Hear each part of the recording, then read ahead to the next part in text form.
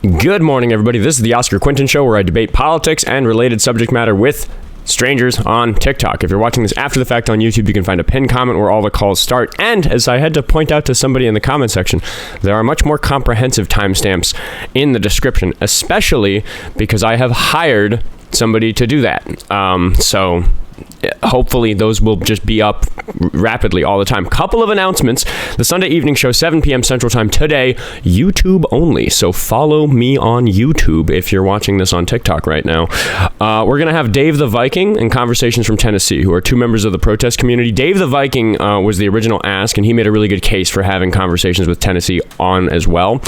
So we're going to talk about some of the protest movement stuff. You guys have heard me talking about wanting to get out to New Jersey, like wanted to use some of this YouTube money to do a little traveling and follow the spotlight as it moves around the protest community, because it was on Minneapolis during Metro Surge and everything that happened with the Whipple building here, and lately it's kind of been on Delaney Hall, and then now we have Dave the Viking, who was there in the South. He's doing that stuff. He is traveling around and getting that on the ground experience with all these different places.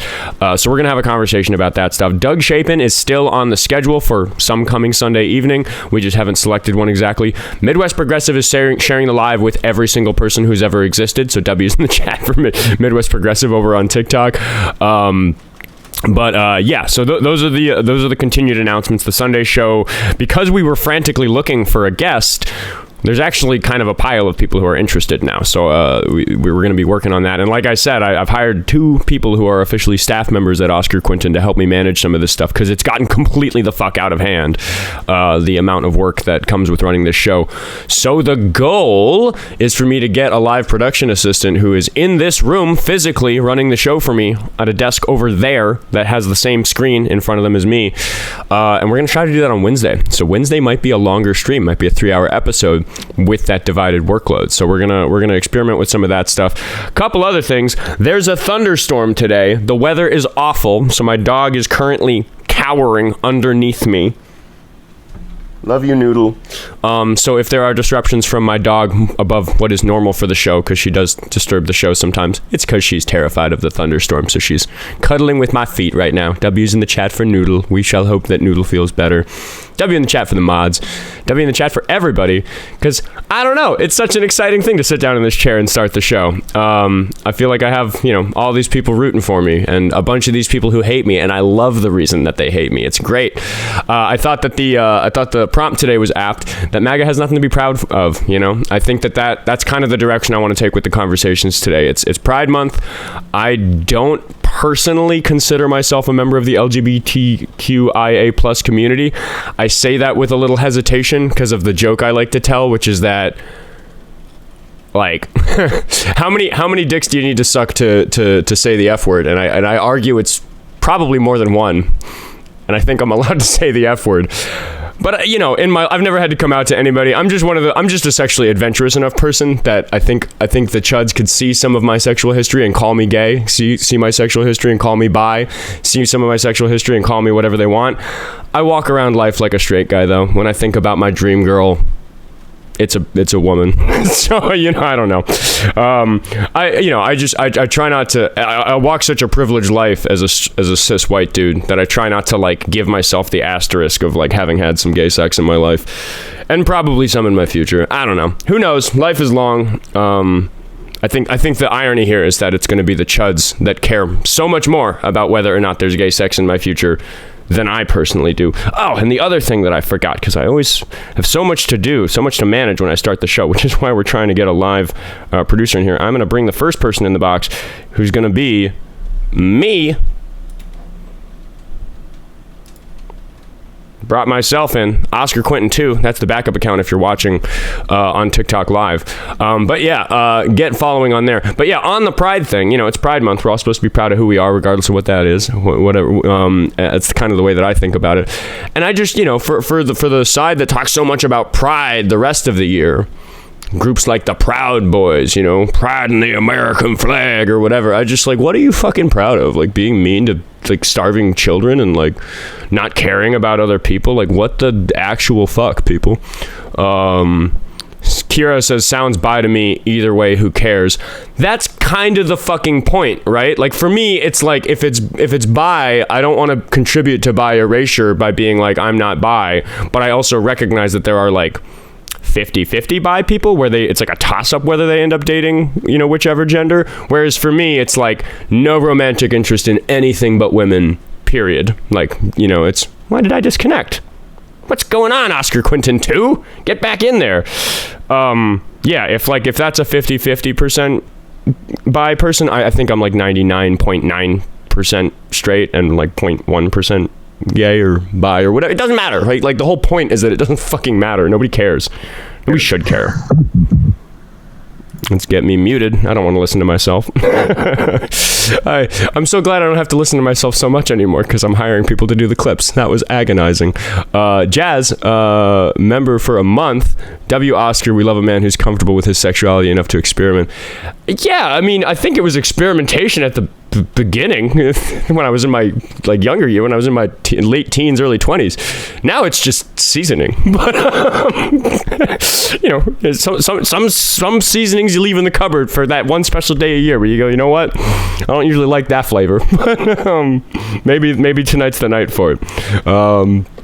But who gives a shit is really the point, right? Like, that's like fundamentally, when I say, like, I'll get in trouble for saying something like, I don't give a shit about if someone's trans, and then people like think that that's some kind of transphobic thing to say, and it's like, no, you don't understand. It's that when I see a person who identifies as trans, or they identify themselves as trans to me, or I learn that somebody's trans, that doesn't fucking matter to me, because it shouldn't matter to fucking anybody, because who the fuck cares, right?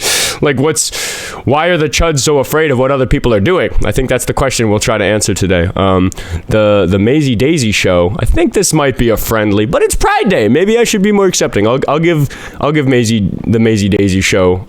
I'll let them answer that question. Is this a friendly? Can you guys hear the thunder? Let me know in the chat. It's loud outside the window right now. Maisie Daisy is not connecting very well, but maybe there are tech issues. My backup account was having a hard time connecting.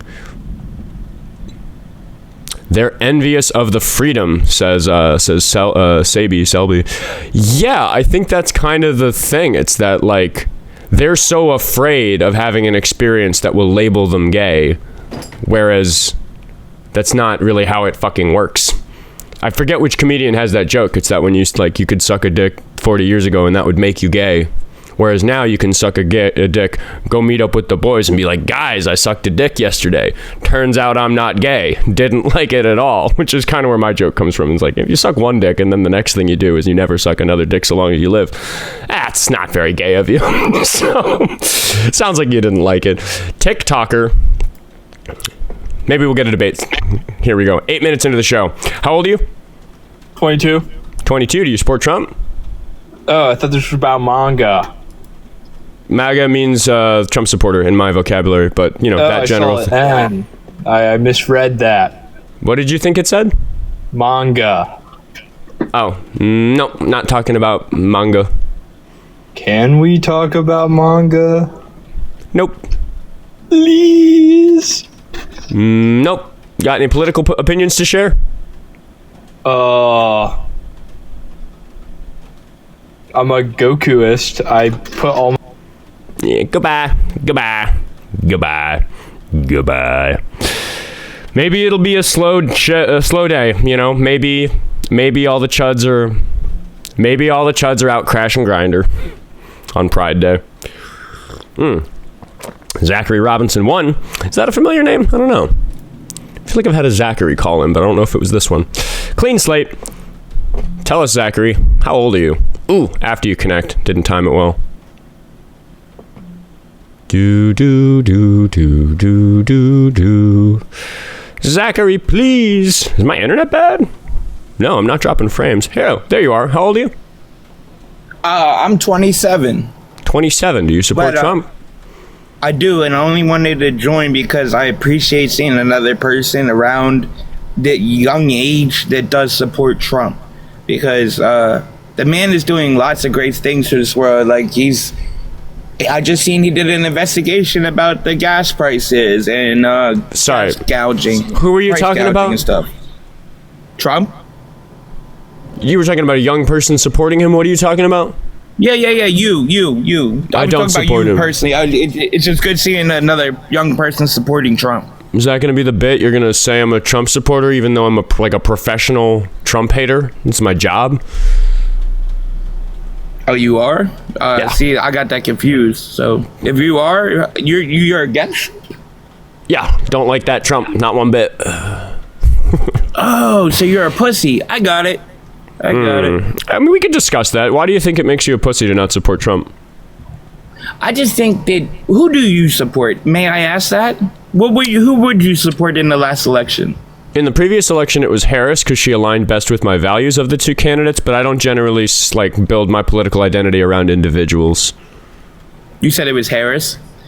Okay, in the 2024 election, yeah, that was my choice. I mean, everybody has their right to have an opinion on something, but I guess enjoy the rest of your day, man. Got nothing? You thought your rehearsed line would bother me more? Goodbye. W's in the chat for the guest, so he feels better about himself. W guest, guys. I know when I do that to make them feel better, you say L guest, but please, clearly the guy has some self-esteem issues. Let's make him feel better. W guest, okay? Alexandria says, how are you? I'm fucking great. I had a really nice day yesterday at today's Pride Day, but there's a thunderstorm, so I did Pride Day yesterday on the Saturday. Went to Loring Park, and I bought a new flag. I bought a gay-colored Minnesota Rebel loon, which I really like. I am going to be redoing the set soon with some of the help of the staff, and I need to get a new webcam because 5 months in, still using a 15-year-old webcam. Really, 16-year-old me is really getting my money's worth out of that webcam. I don't know, what's the point of a call like that? It's got to just be rage bait, right? They expect it to really hurt my feelings, but that's the whole point of the episode so far. If you've been listening since the beginning, yeah, I'm sitting here talking about the fact that pride is just about not giving a shit about who other people are, not giving a shit about who yourself are, just going out and living your life and having fun. Amber says I'm frugal. I've been trying to be frugal because living on donations is ethically feels icky. I mean, I love the support, obviously. I'm so thankful that I get to do this, but it does feel a little icky, so I don't want to be out partying. I will admit. Well, actually, no, I don't think I'm not drinking any more alcohol than I was previously. I'm drinking the same amount of alcohol, but instead of buying it at the liquor store and drinking it at home, I'm drinking it in the bar, but that's more expensive. That's a little allowance I've given myself, which has made me more social. I spend more time with my friends. But I don't drink and party all that much. So, there's nothing really I need. My life is inexpensive. The webcam probably could have been upgraded sooner, but I'm just really trying to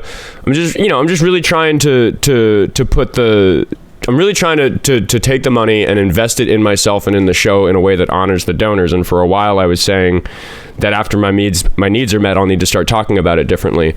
And that's happened. Which is why there's staff to make the show better and to expand on the sorts of things we're doing, like the 7 p.m. Central Time evening show that's happening today with Dave the Viking and Conversations from Tennessee, and then the members-only chat that's happening after that to honor the people who contribute monthly. And people like Graham, I don't know. They sent me $2 on YouTube Super Chat just to go loon. So, yeah, I try to be frugal. Because I don't really want for anything. The only expensive thing that I, like Oskar Quentin the guy, wants is a new acoustic guitar, because my acoustic guitar is a piece of shit. It's not over there, it's on the bed.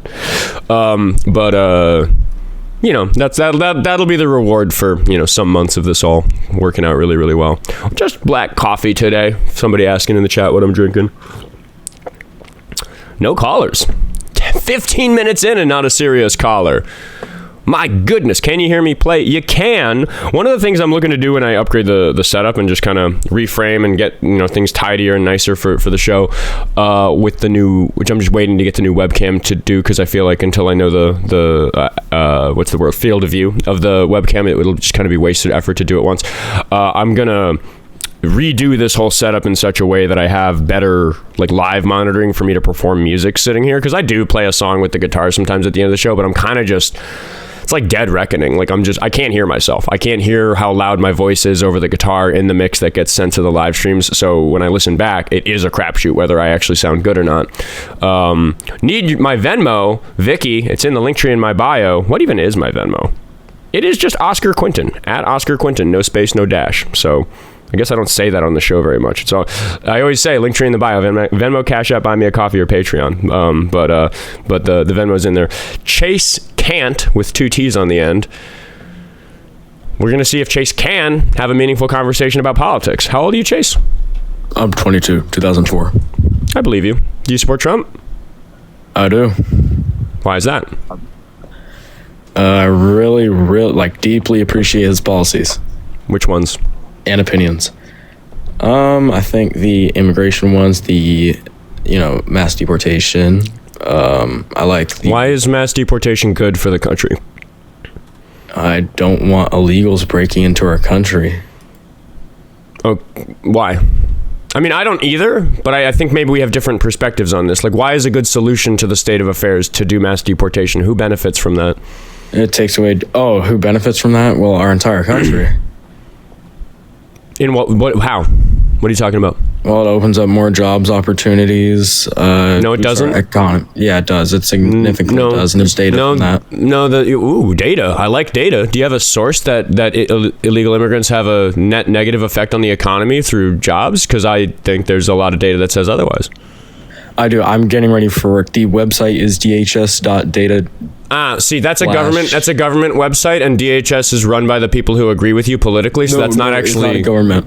It's more of a... The Department of Homeland Security isn't a government website. Campaign is worse. What are you talking about? BHS, not DHS. BHS. Okay, which one's that again? No, it's a campaign. I have no clue what it is, but that's... What do you mean a campaign? To me. It's some... Wait, hold on. Pause. It doesn't sound to me like you know how to find a source. Why are you saying these things? Because that's what I looked at to debate Dean Withers like a few days ago. Well, yeah, but you shouldn't look for a thing that says that you're right. You should look for the place that is likely to have the right answer and see what it says there. Which of those 2 strategies do you use when you're researching? That's a legitimate source that you just asked for. I just asked a very specific... Because I gave him a real source. I just asked you a very specific question. When you're looking for information about whether or not something is true, I'm going to interrupt myself and thank ER Graham, I think that's how that username is pronounced, for the $20. He says acoustic guitar fun. Thanks, dude. I appreciate that. Anyway, very specific question I just asked you. When you're looking for a source to bring to Dean Withers or somebody like him, do you look for something that supports what you want the truth to be? Or do you figure out who it is who's likely to have the right answer and then go check what their answer is? Because I think one of those 2 strategies is good and the other one's really shitty. Which one do you use? You want to look for real, reasonable information. I asked you a very specific question. I'm sure that the audience is listening. They're on the edge of their seats. They want to know the answer that you have for my question, which is, which of those 2 strategies do you use? I just fucking answered it. What are you talking about? Okay, well, in case I missed it, maybe I'm the one whose listening comprehension isn't working today. Which of those 2 strategies do you use? The one where you look for a reasonable and something that could back up your claim. Oh, that's wrong. That's the wrong way. No, you're supposed to do it the other way. You're supposed to figure out who's going to have the right answer, and then you go look at their answer, and then you check if that is in alignment with your claim, and then that's either evidence for or against your claim. Looking for the evidence that supports your claim is just intentional confirmation bias. Oh, terrible strategy. That's my fault. I thought I might have heard that wrong in that case. Okay, my apologies. Yes, in that case, it's that claim where you look for someone who has a similar answer, you compare it to your claim, and you find evidence that could back up your claims and compare it to other people's claims, excuse me. No, I don't think that your head's on straight about how to do research. Why whatever it was, BHS or whatever, before we get there, why are they a good source for the information you're looking for? Because if you're going to use the correct strategy, like you said you do, you actually... Oh, he ran because he knows that he didn't check if they were a good source. He just checked what their answer was, and then it agreed with him. So that's that. Thank you, Elijah, for the $5 on Venmo. What's Elijah's message? He says, give Doggo some treats in these trying times. I certainly will, but I think she's... Where even is she? Oh no, she's like crammed in the corner over here. She looks comfortable. I don't want to disturb her. She's found a way to self-soothe. For those just joining, there's a big thunderstorm, so my dog is very upset, so she might interrupt the show. W's in the chat for Noodle. We love Noodle. She just cannot handle thunderstorms.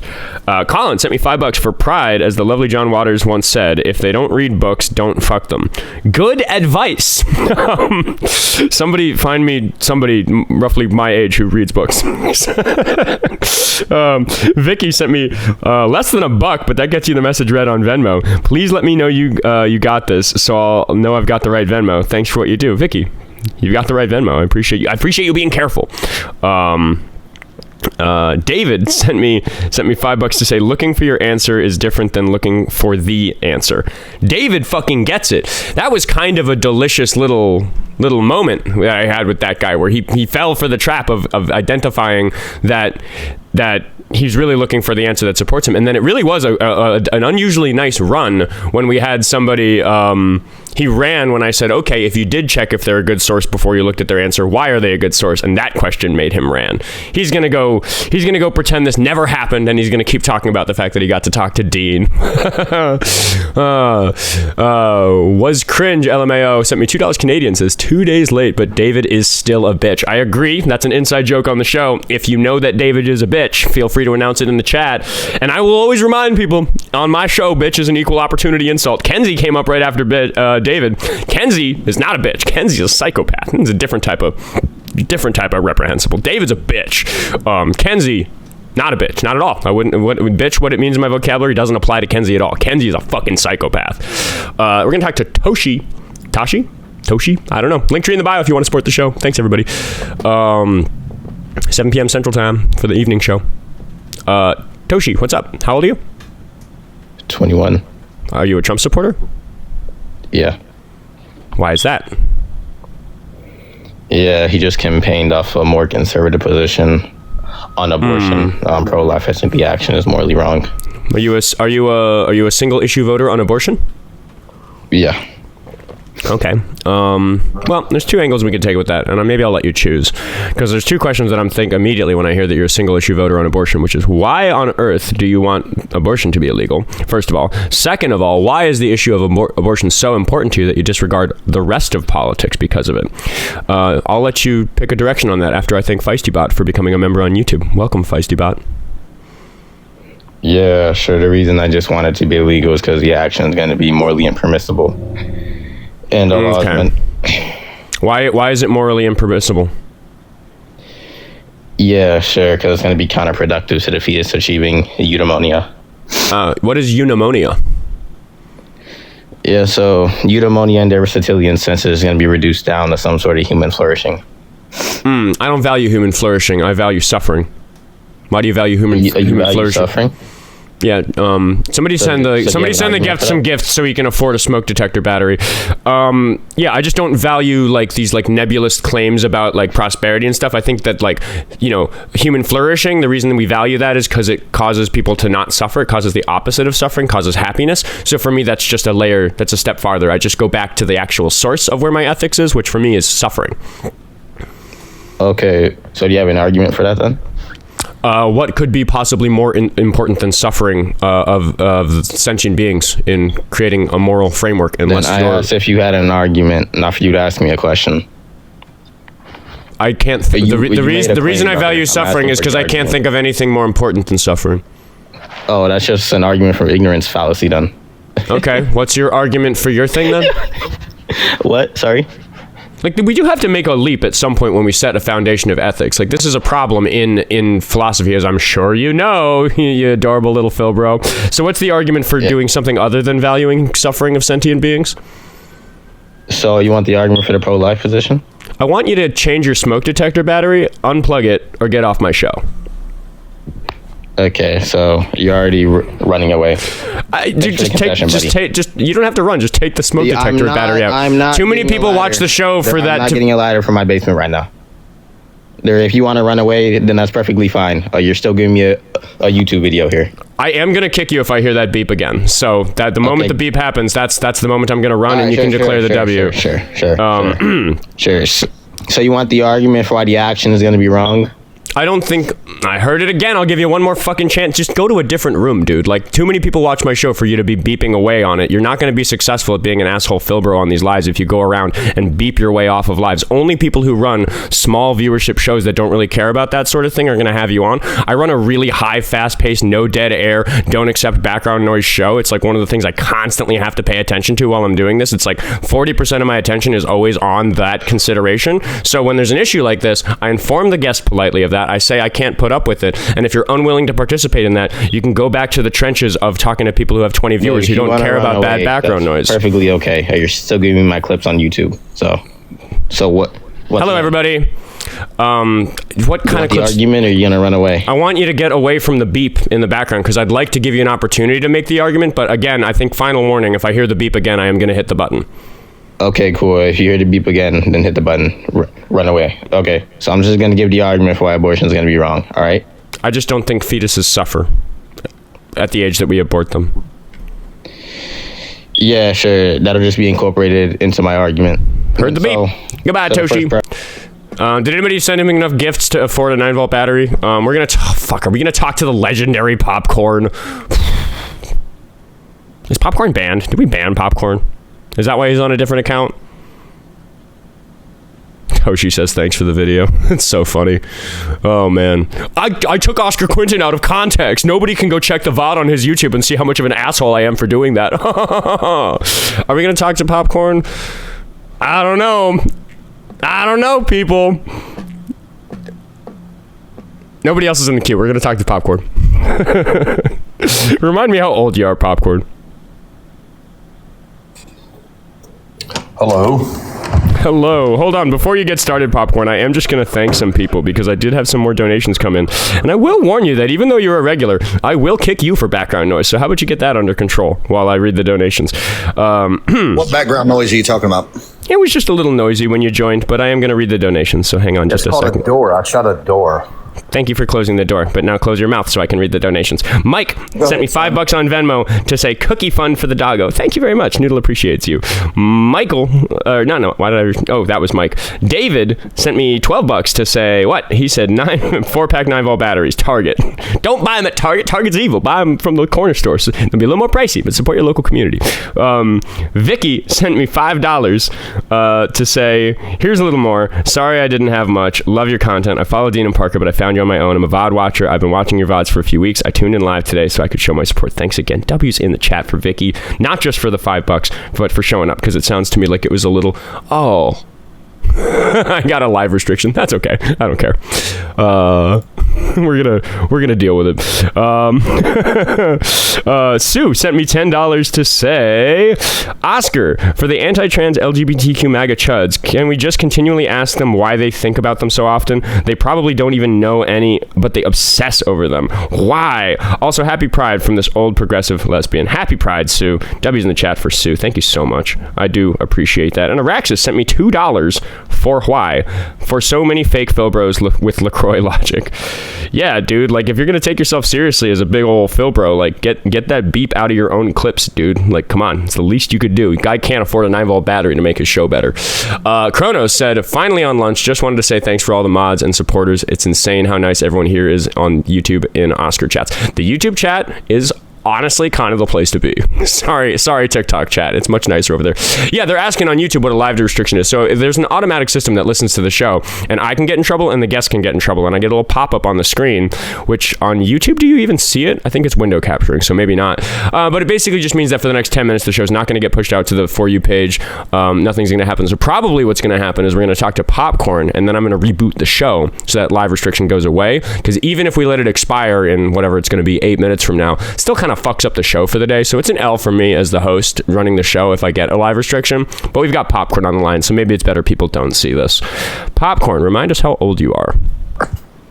46, from the great state of Georgia, previous Democrat, turned Republican in the mid-2000s, voted for Trump 5 times. What are we talking about today, Popcorn? Guess we could talk about Iran. That seems to be the hot topic, and how Donald Trump is finally dealing with Iran, or has finally dealt with Iran. We're working out a deal. He counts the primaries, chat. That's why he says 5 times. He's so proud of it.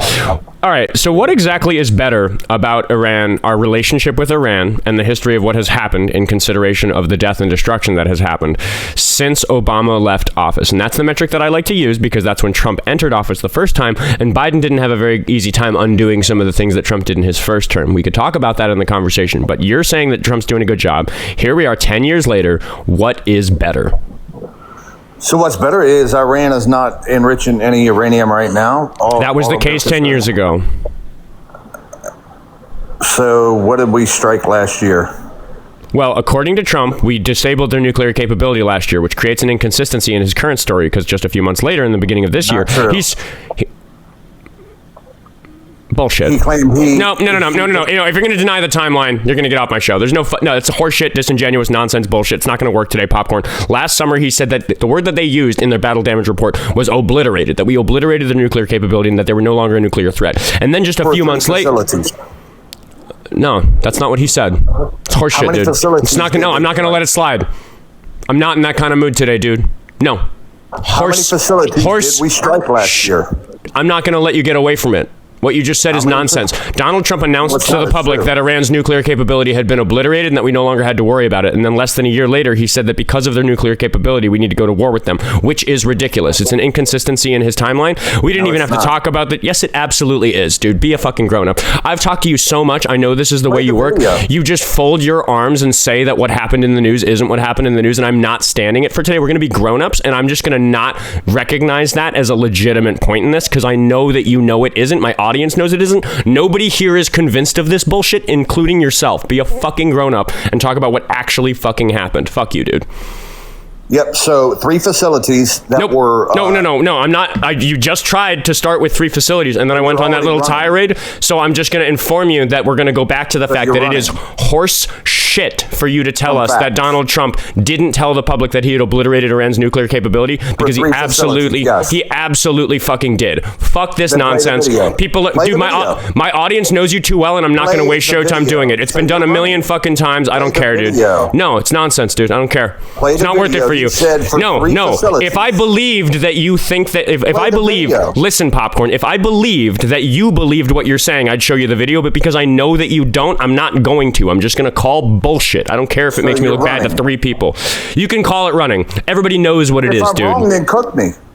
I already have. Talking about the 3 facilities that we targeted last year that were what demolished. Is better today was the question, because Iran was already stopped from making nuclear uranium by the JCPOA, which Trump threw out in his first term. So I bat that away and say, no, we already had that. What is better? People have died. Take this seriously, Popcorn. What was good about the JCPOA being that Iran never followed it? They did. If you have spent hours on this show and other shows trying to convince the host that Iran was not following the JCPOA, I asked for you to offer evidence, and I'm not interested in reports that came out years later that demonstrate that they started making nuclear uranium the moment they were allowed to by Trump. What is that evidence? I will look at that. Yep. So if you go look at the first report that the IAEA post, 11 November 2019 specifically. 11 November in 2019. Exactly when did Trump pull out of the nuclear agreement? In what calendar year? After the atomic archives were in what calendar year did Donald Trump pull out of the JCPOA? After the atomic archives dropped. In what calendar year?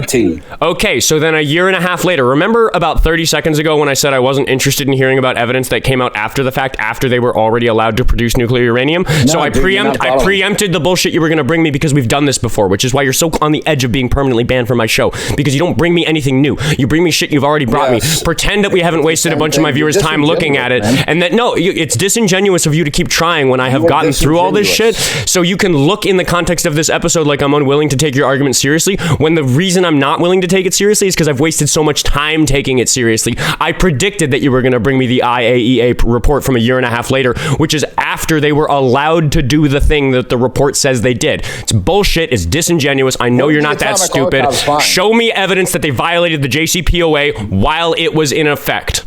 Because that's the only way. That is the only. That is the only way to show that somebody violated an agreement is to show that they violated it before it was canceled by the other party, which is what Trump did. So no, I'm not interested in the IAEA report from a year and a half later that shows that yes, obvious findings before the JCPOA was people keep bringing that claim to me.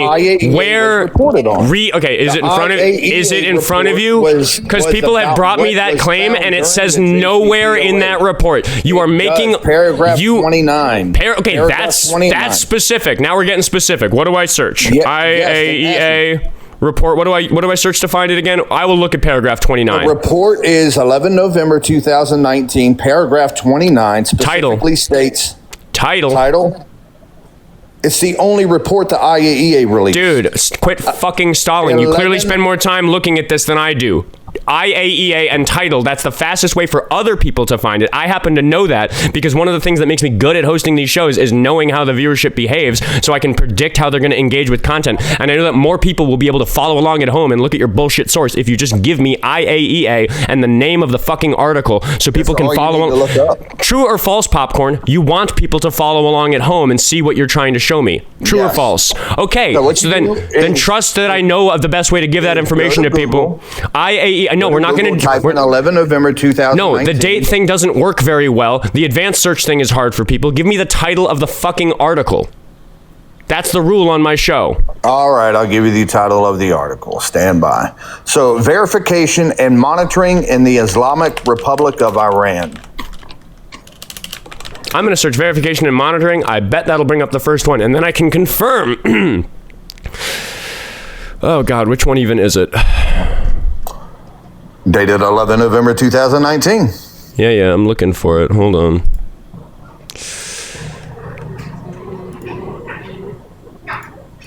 See this dead air where we're sitting here? This is why I don't like doing it when we've done it before. Because we have looked at this before, you and me. Islamic Republic. And yet you're still spewing your lies. What have I lied about? What lie have I told, Popcorn? That Iran followed the JCPOA knowing that they didn't. Oh, God, why is this so buried? I do need to go to the advanced tools and search by date. Ugh. Damn, dude. Why are you laughing? Because you haven't pulled it up yet, and I found it in like 10 seconds. You came with it already ready, dude. I don't give a shit. No, dude, I went into Google and I typed it in. 11 November 2019 IAEA report. Pops up. Hold on, dude. Everybody's Google is different, just so you know. And one of the things that Google does that's really dirty these days is it shows people the shit that they want to see. So there's a good chance that my Google is showing me accurate results and your Google is showing you bullshit. So forgive me for having trouble finding it. Yeah, the IAEA report is bullshit. Yeah. Yes, I found it. It just took me a fucking second. You want paragraph 29?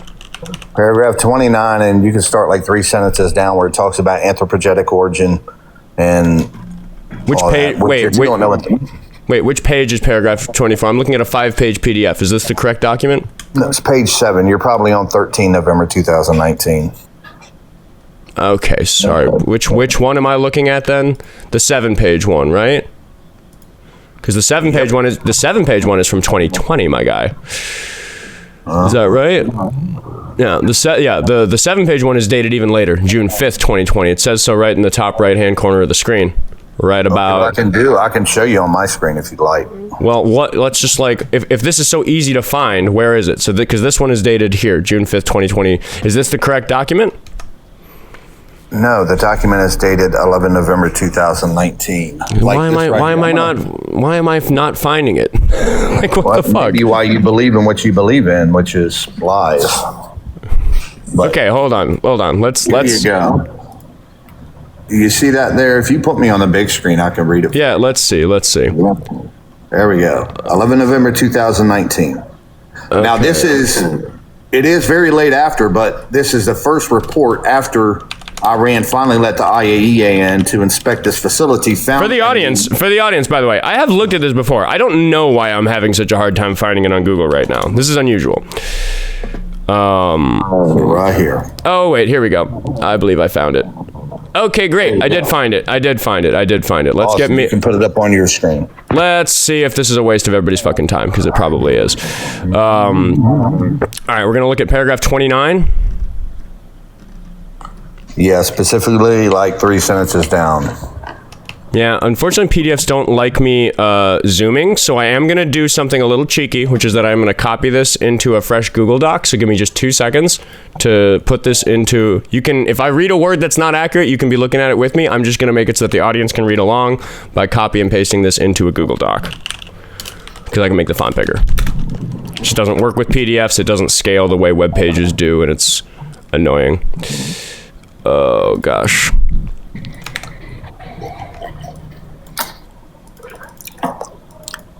Okay, here we go.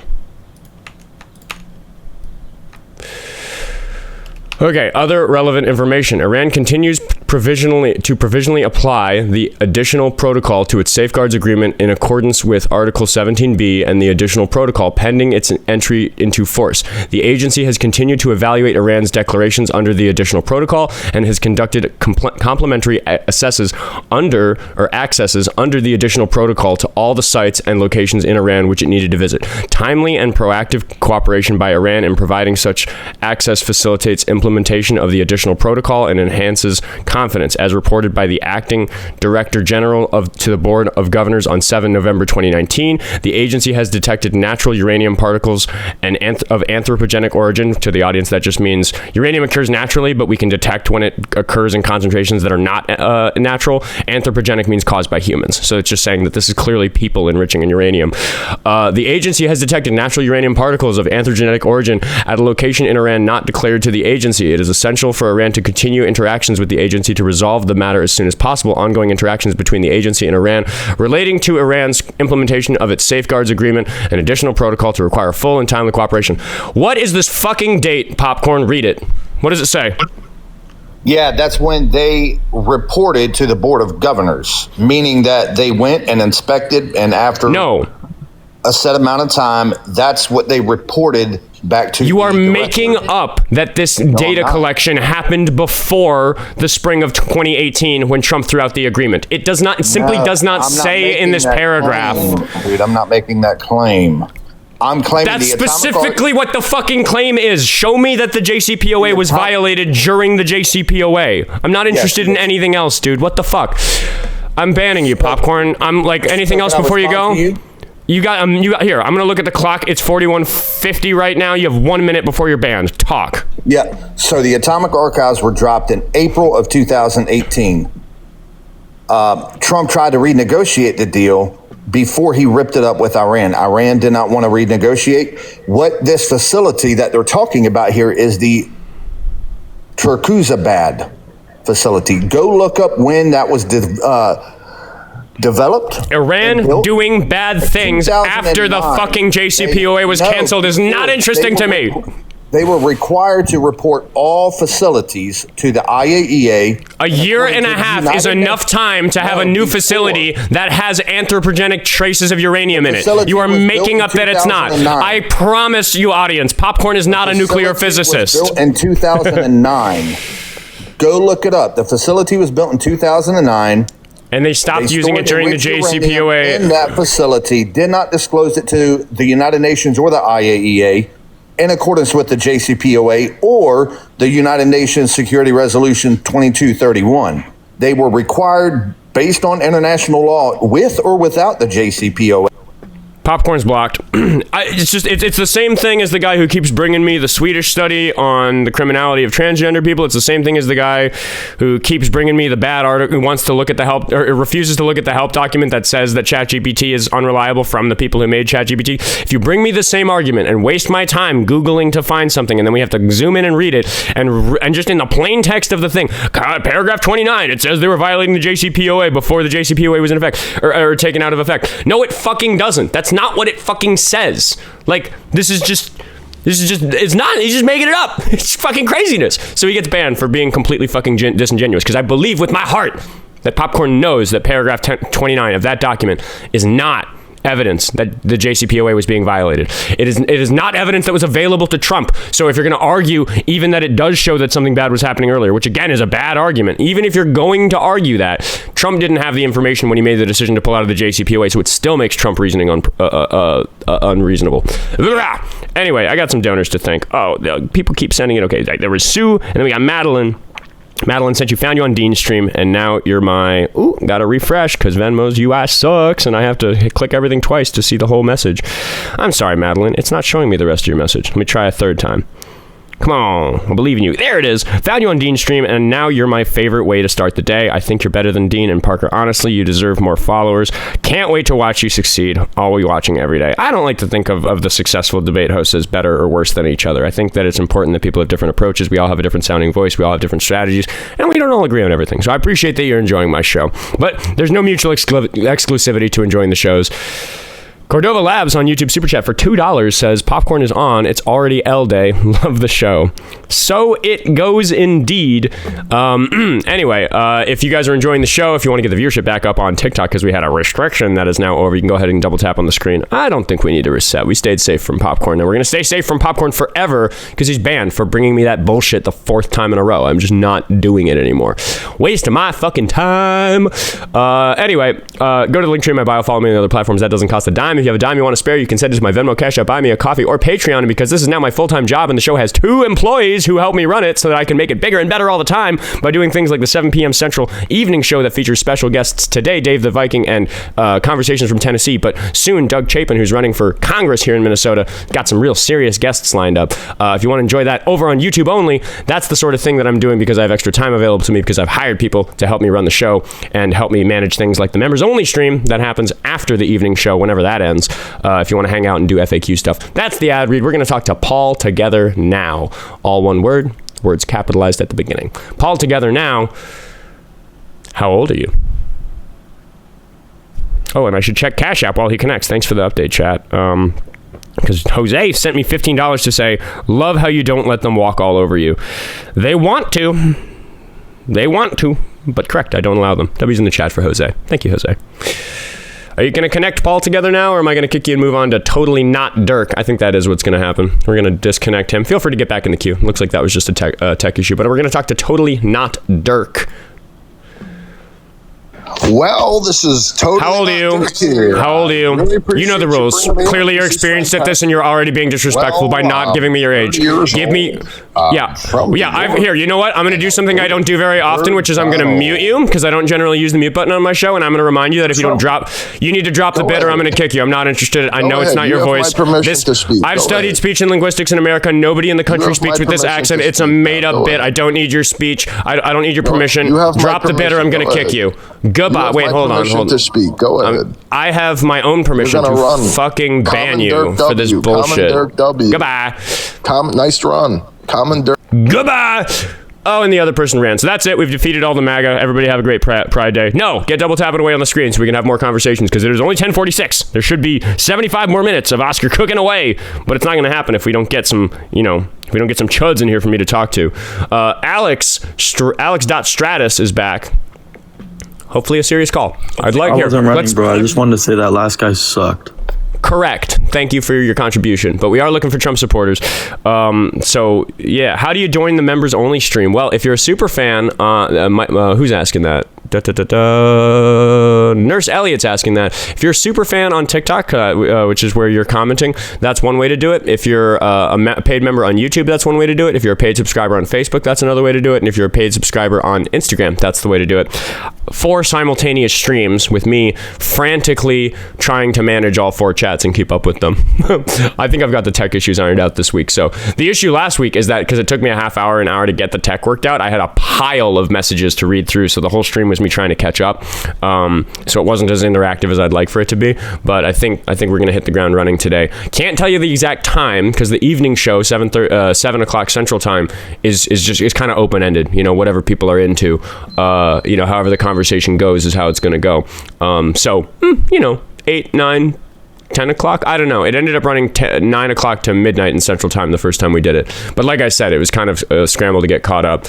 So if you're a super fan anywhere, that'll do or a paid monthly subscriber anywhere, that'll do it. Aliciousness? Is that, Alicia, but like it's Aliciousness. She sent me $5 on YouTube Super Chat to say, watching debate perverts is like junk food for me. Thanks for the entertainment, genuinely. Entertainment is a big part of the show, because if the show's not entertaining, people don't watch it. And then if people watch it because it's entertaining, we can actually have some serious, interesting, moments, and that can be great.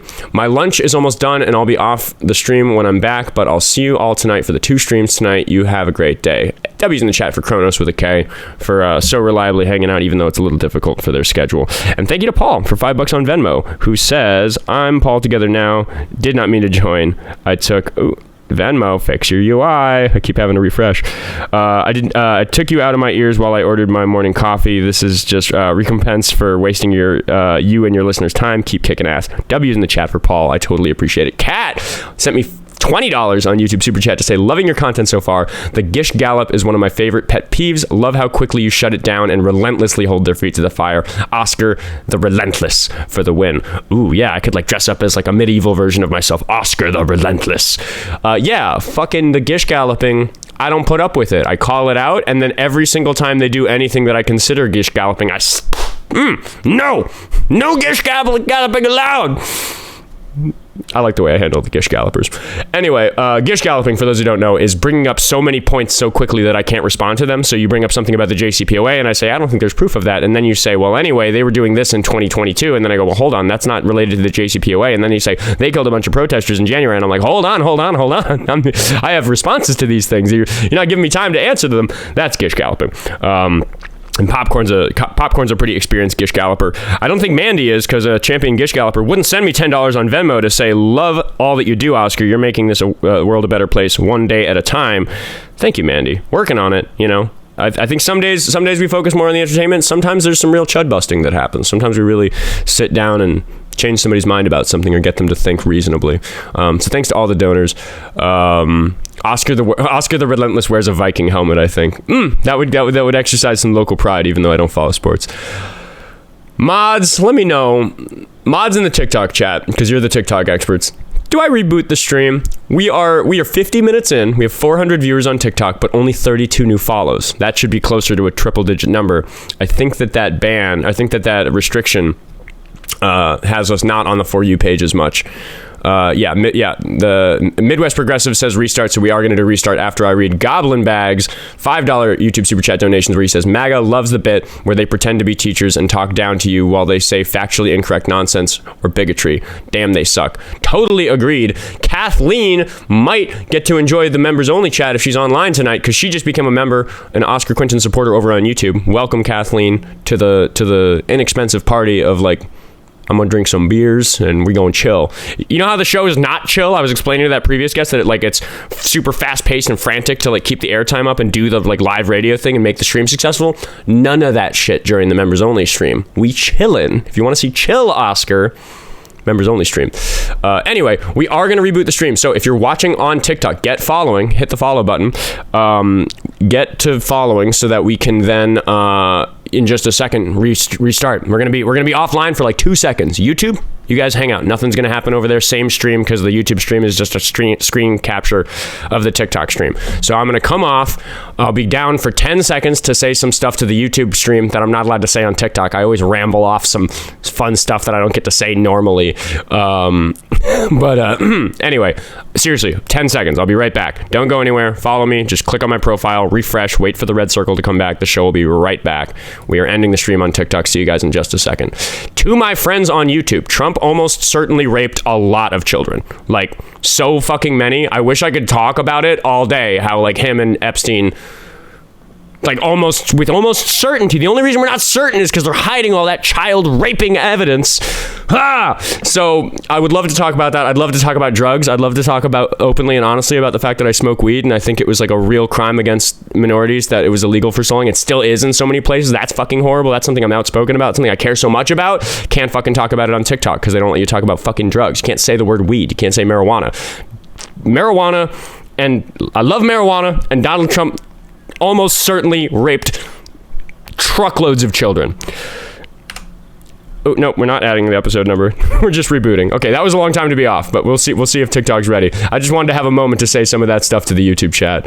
And it goes in the VOD, so there we go. All right, we're gonna welcome back our friends over on TikTok, and we're gonna see how quickly we can get the viewership back up, because it is kind of an L for me for running the show if we have to reboot the stream. But you know, it happens sometimes. I will say, I think I've been curating my algorithm well enough, because it is me and some of the other hosts have been talking, and I do believe it is my true belief that I think that everybody's algorithm for getting banned on TikTok is different.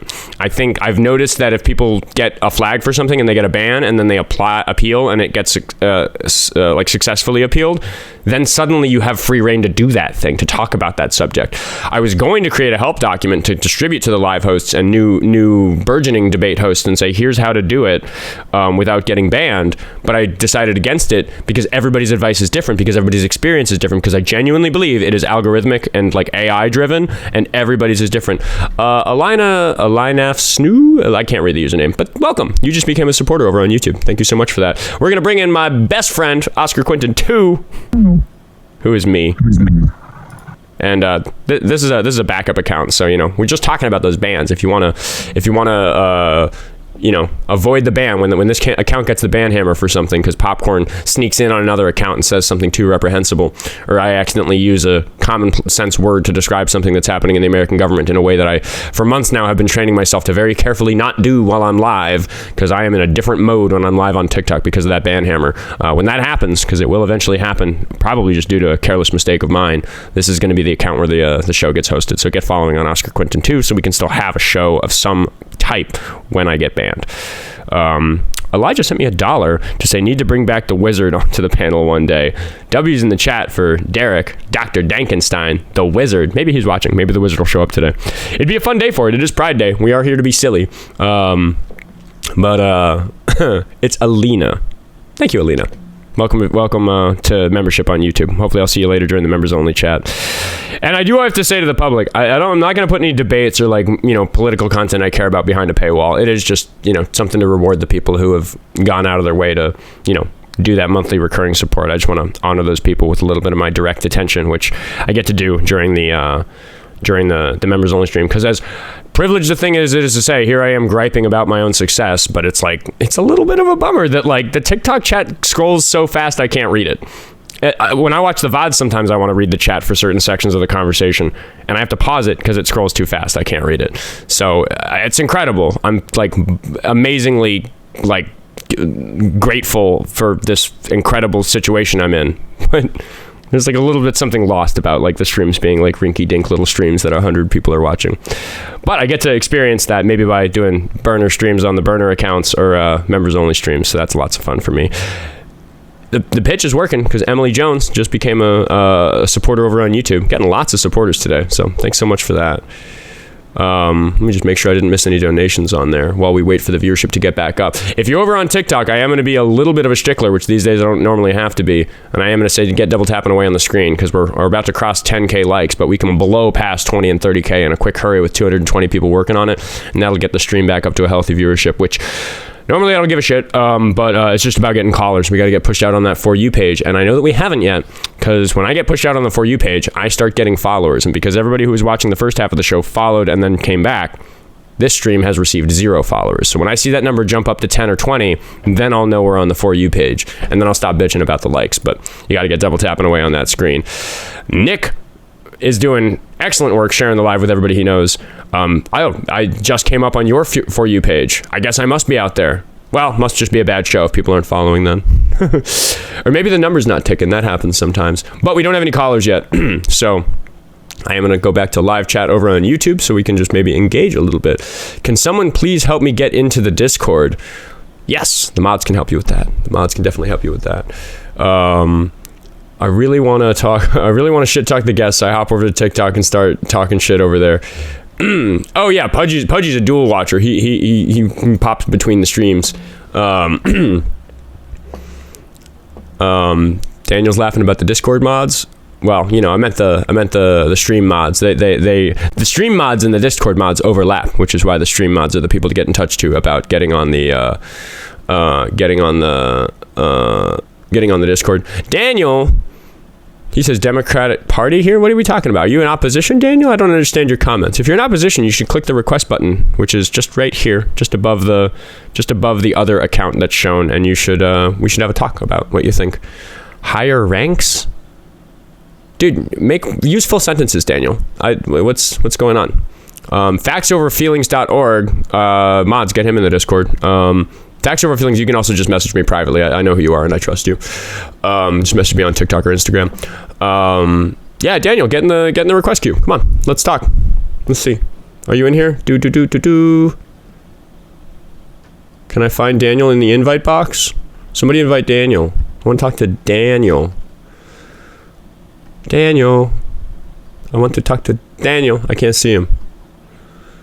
The request box gets out of hand when there's this many people watching. It's ridiculous. Why can't I search it? Like, come on, TikTok, build some basic functionality into your shit.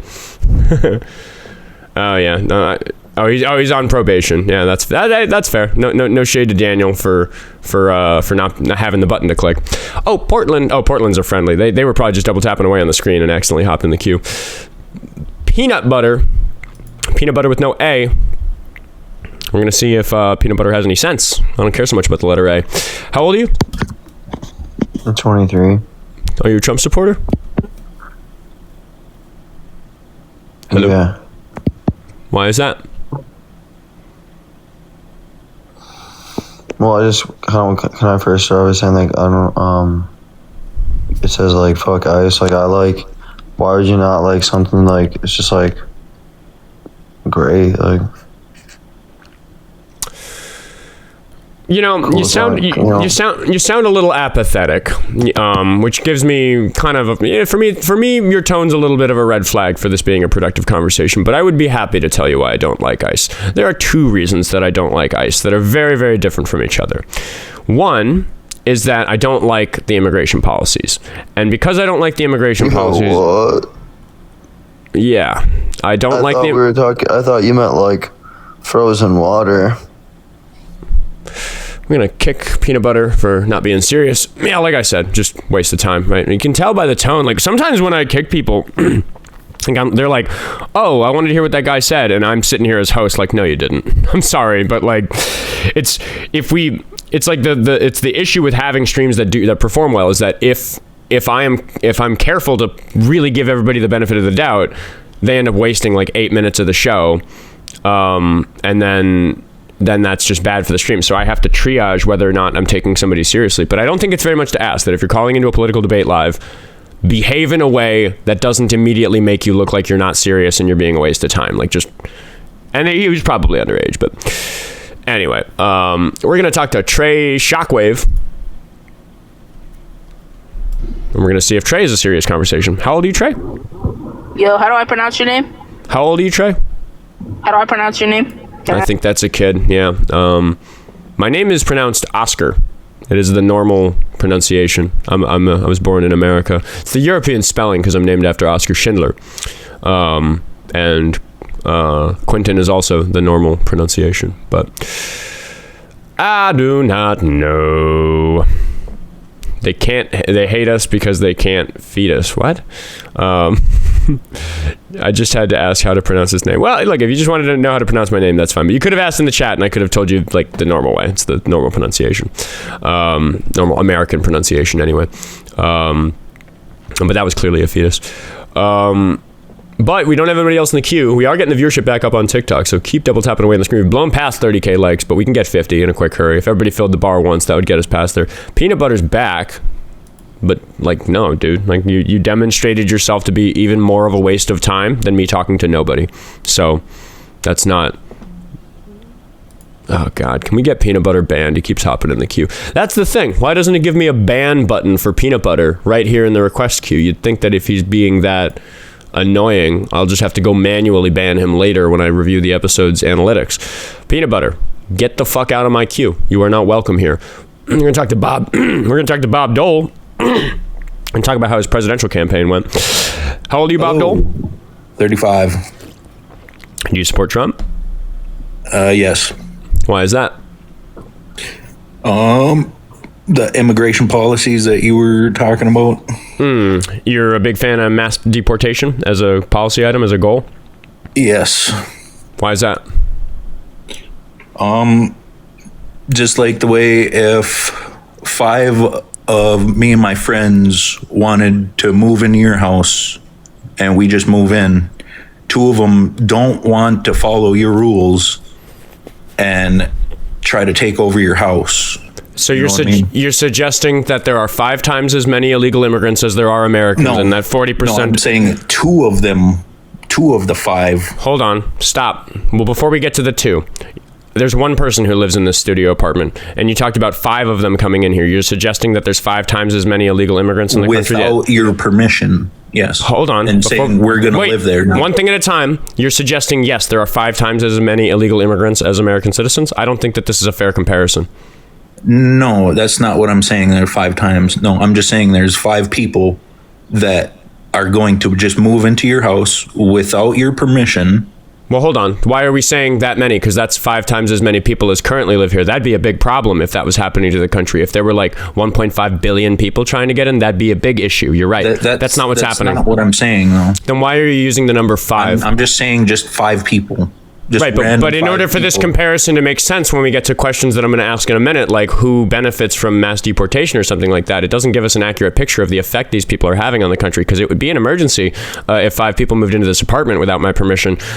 You're right, some of them might steal my stuff. There could be a big problem, but this is private residence as opposed to public property, so I don't think it's a good comparison for that reason, and I don't think it's a good comparison for the reason that it's 5 times as many people who currently live here. Residents of the United States. It's a different private residence. That's not how it works. No. Yeah, it is. Any other country, they have immigration policies where they... I'm not going to move on. Why do you think 5 is an appropriate number for your example? I just made up a freaking number for a second. Do you recognize that it makes such an unfair comparison about the effect that illegal immigrants are likely to have on the country, which is public property, not private property, which is a different reason why your equivalence is bad? Have on your house. Right.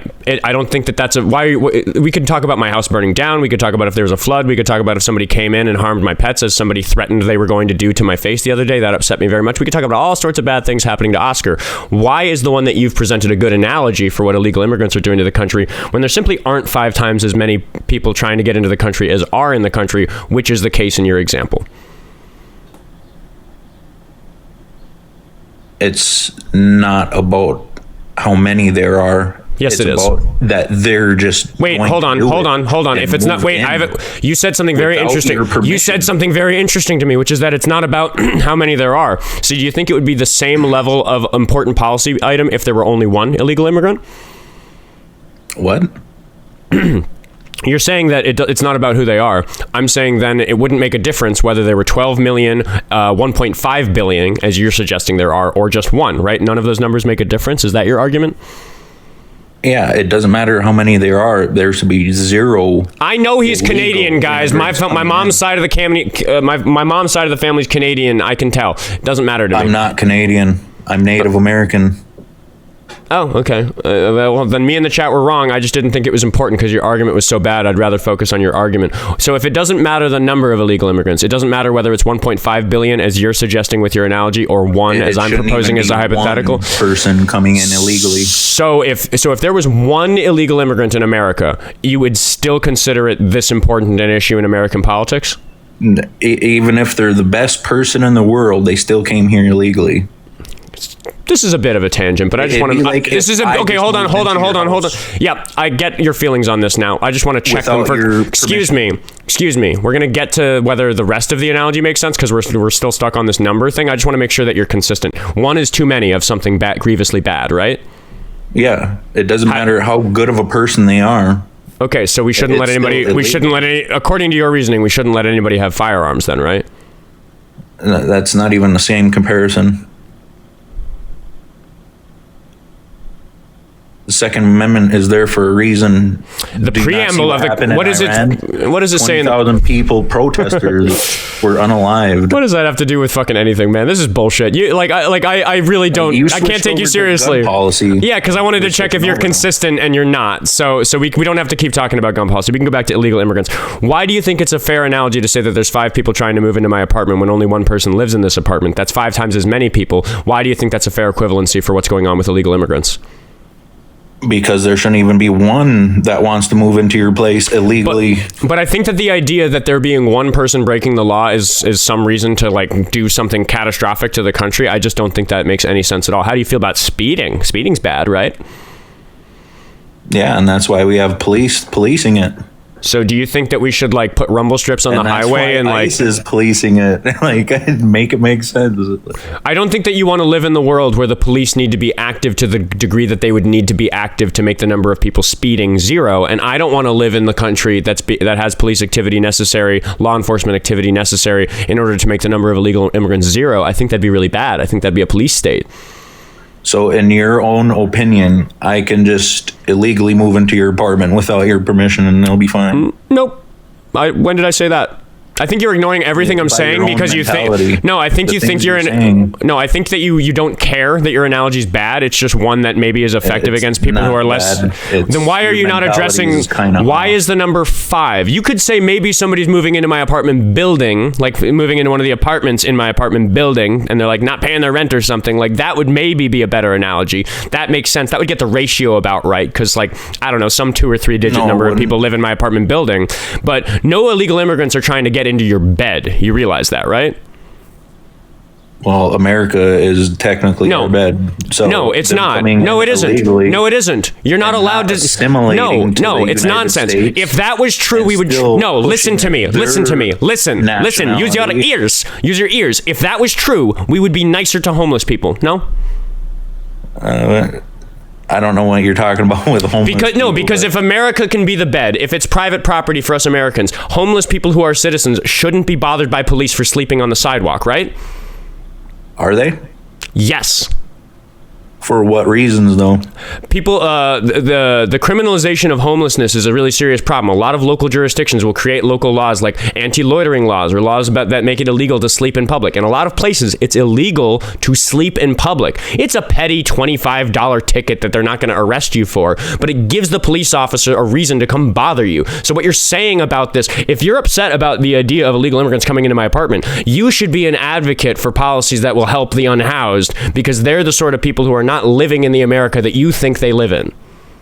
Like Donald Trump's bringing back insane asylums to help those. You're running away from my. I directly pointed out a problem. For homelessness is because of drugs or mental illness. Yes, and we know that insane asylums are not a good way to address that problem. It's a really dark chapter of our history when that's how we were trying to do it. And the way that we're doing it right now is not good either.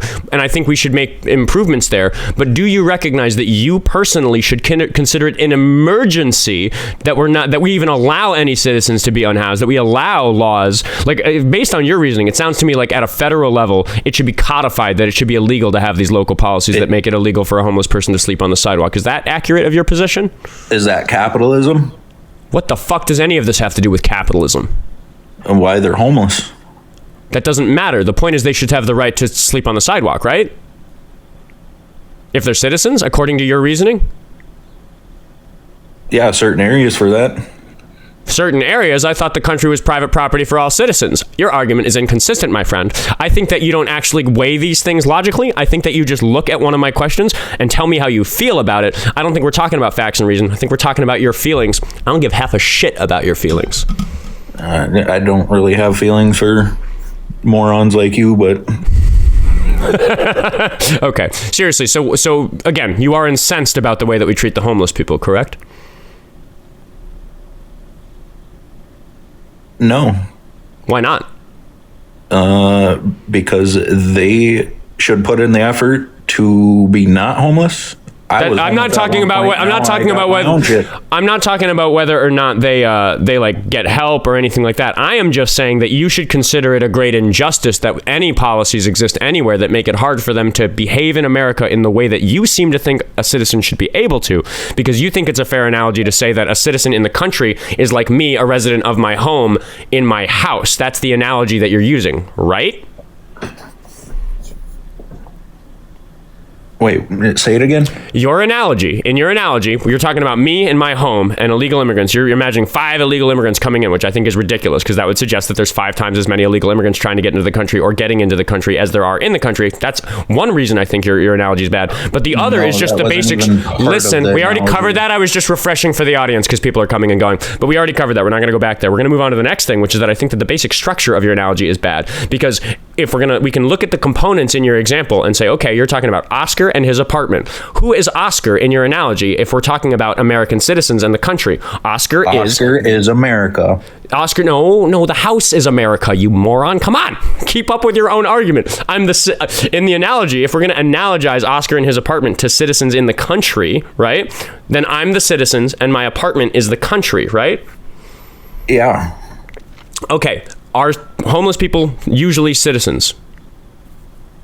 I actually don't know the statistics on how many of them are undocumented, but I'm just going to limit the discussion. There are many, like 50%. Yeah, I don't know the data. 50%. I don't know the answer. So yeah, but if we're going to talk about homeless Americans who are citizens, that's a big group of people, right? Yep. Then why aren't they allowed to sleep in the country? Because it's often made illegal. Why is that not a big issue for you? If you're so concerned about denying people the right to the country, why are you not concerned with defending the right of the country to the people who have it? Because that is simply not how we treat homeless people. Maybe I have a new hill for you to die on. Maybe I have your new single issue voter issue. Maybe you should really start caring about unhoused individuals because you care so much about this concept of the country being like a house that if you're a citizen, you get to stay in. And that's just not how we fucking treat unhoused individuals. Yeah, they should have been giving that $3,000 a month to the homeless, not to illegal immigrants. Right? What $3,000 a month are you talking about? What was his name again? The one who was catching all the fraud. What was his name? Are you talking about Nick Shirley? Yeah, he was going around. He didn't catch any fraud. He was going around hotels asking the women that were staying there and the men, and they were saying they're getting $3,000 a month, free housing. Why couldn't we give that to the homeless? I don't know what you're talking about. Well, there's some charities that offer hotel stays for people who have like a gap where they can't afford to it's really expensive to move because you have to pay like first and last month and you might need to come up with like a pile of money to get from one apartment to another. A lot of people can't do that. So there's like charities and organizations that'll buy you a month at a hotel for that sort of thing. Is that what you're talking about happening? Because we are talking about the federal government, my man. Yeah. And the federal government was giving those illegals the money and free housing. What the fuck are you talking about? Source. We're talking about asylum seekers? What is this? No, illegal immigrants. Source. And Nick Shirley's not a source. He's a terrible journalist. He doesn't investigate anything properly. I've spent a lot of time in my life working in childcare, which so I find it really offensive when people ask me a question like, why didn't Nick Shirley get let into that daycare? Because I can answer that if I was working there, I might call the police if somebody like him was trying to get in. That daycare got shut down, by the way. It's no longer active. That has you're not listening to what I'm saying. You're gish galloping by bringing up other shit. And, no, you're gish galloping by bringing up other points. Listen, I'm not going to let you do it. You know you're gish galloping because you didn't bring up. From Minnesota. You're not. I don't care where you're from. I care what you're saying, and what you're saying has nothing to do with what I just said. You're bringing up. I don't use the mute button on my show, so I'm going to talk over you until you get back to the point that I just brought up, which is that I wouldn't allow somebody like Nick Shirley into a daycare. He's not the reason that daycare is closed. You understand that, right? Total reason why it's closed. Why would all of them close down after he went on about them?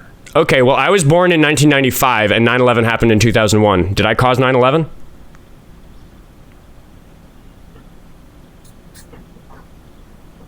What are you even talking about? Just because something happened before something else, does that mean that thing caused that something else? Could have. I could have. You think that me being born in 1995? It, yeah. Yeah, that's not what I asked. I'm asking if I definitely caused it because I happened before 9/11. Definitely happened because Islam is a thing. I agree. At least we can agree on something. I don't think we're going to agree much farther than that, but I'd like to point out that it is therefore not sensible to say that Nick Shirley definitely caused the daycare to close because he made his video before it was closed. You realize that's a bad argument, right? That whole building was shut down, by the way. Not Congratulations. just one Answer my fucking daycare. question. So it's a majority of them Answer have my been shut question. down. Not just one. Answer my question. Ask it again. It is a bad argument to suggest that Nick Shirley caused the daycare to be shut down just because it shut down after he was there. Correct? That's my question. Well, it wasn't just one, I'm saying. That doesn't answer my question. It is a bad argument to suggest that because some random event, Nick Shirley visiting this place, happened before it was closed, that therefore he is the reason that it closed. Well, why wasn't it closed before when a lot of the investigations were shut down? That is not an answer to my question. My question is, yes or no, is it a good argument to suggest that because Nick Shirley did a thing before the daycare is closed, therefore he caused the daycare to close? Yeah. That's a bad argument because we can use the same argument to say that me being born in 1995 is a thing that happened before 9/11. Not even close. Were you investigating 9/11? Were you? I visited the building. Plane? When no. Here. Let's actually do this. I successfully got into the building because when my dad took me to go see what his cubicle looked like on the 28th floor, I went up and I saw his SpongeBob bobbleheads on the window, and I looked out the window and saw the view, and that was really neat. That happened. I was there. Did I cause 9/11? Well, that's out of how many people were in that building. I don't know. How many people walked past or took a picture of that daycare? Probably not many. Not many? One picture Cope chuckle. to put on Google. That's probably Cope chuckle. You're suggesting nobody's ever walked past it on the street? Again, you just need evidence that he nobody's did a ever thing. You just need investigated evidence that he causally influenced the investigation, and he just didn't. Nobody They were already investigated it. They were already under investigation. The investigation had already started. Investigations were. There was no investigations before Nick Shirley. How did Nick Shirley find out about the fraud in Minnesota then? Because he looked it up from that old man. The old man had all the He looked it up. Who's the old man? If he looked it up, it must have already been aware to the public, right? Well, the money is, but nobody put two and two together until Nick Shirley did, and then he started to go and ask questions at those places. So the investigation that started during Biden's term in 2018. How did Nick Shirley cause that when he made his video in 2025? It was 2024. I don't think that's right. It was December of 2025. What are you talking about? No, it wasn't. Am I wrong? Before Trump was in office, wasn't it? Emily, thank you very much for the galaxy. No, it immediately preceded Operation Metro Surge.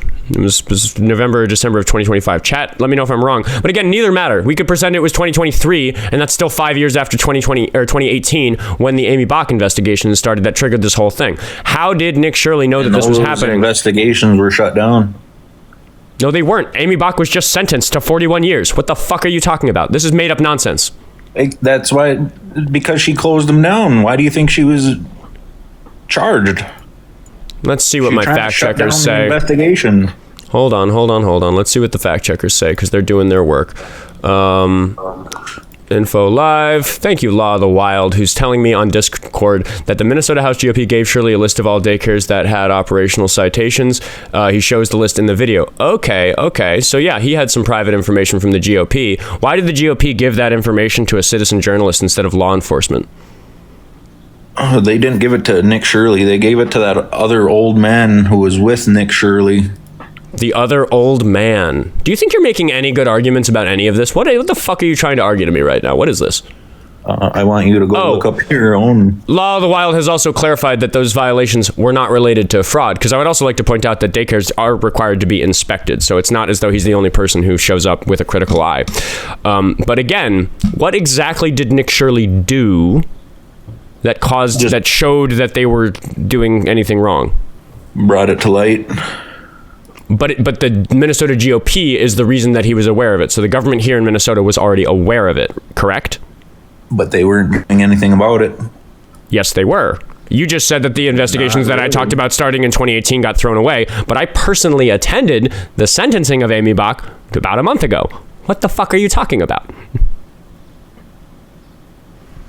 And was she part of the fraud? Yeah, she was the ringleader of that bigger operation that got busted all those years ago, that kicked off all these other investigations of other people. They caught her in the Feeding Our Future thing, and then that created scrutiny around like subsidies programs in Minnesota, and that's when the daycare investigation started. That's why the GOP had this list. Like, that's why there was attention on it. Nick Shirley isn't the reason. Why do you think that?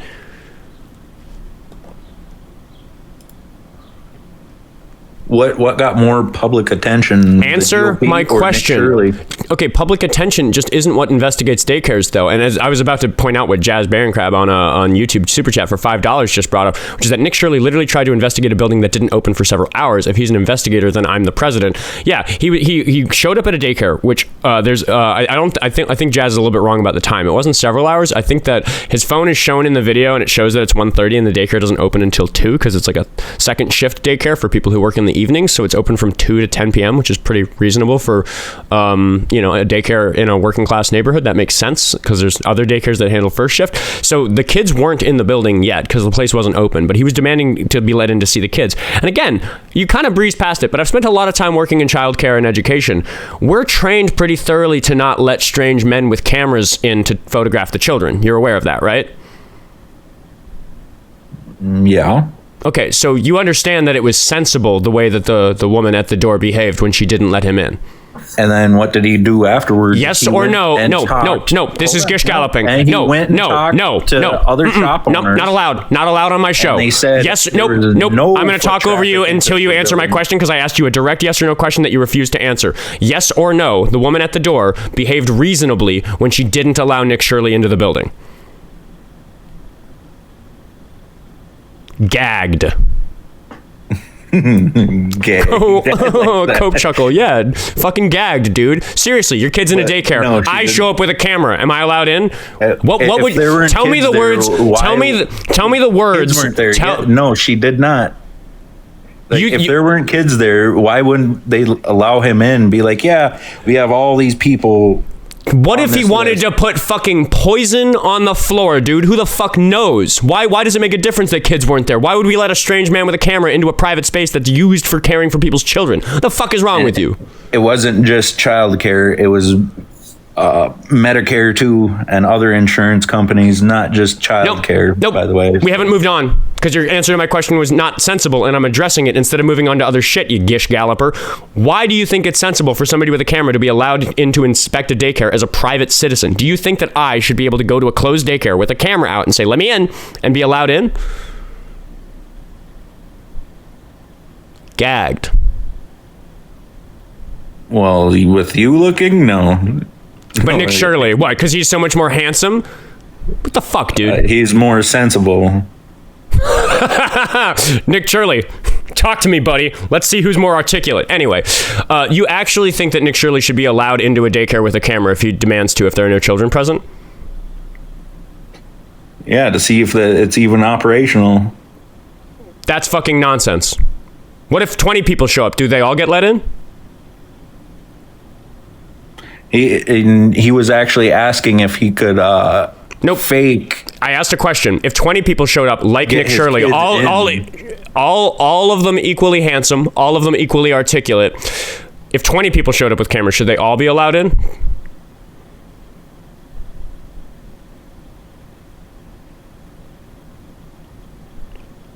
Depending on the circumstances, he was investigating. Yes or no? 20. You said that somebody let. You said that. So yes. You said yes. So a crowd of 20 influencers should be allowed into a daycare with no notice, with no credentials, with no explanation.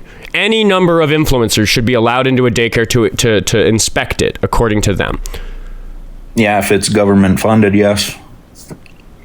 That's fucking nonsense.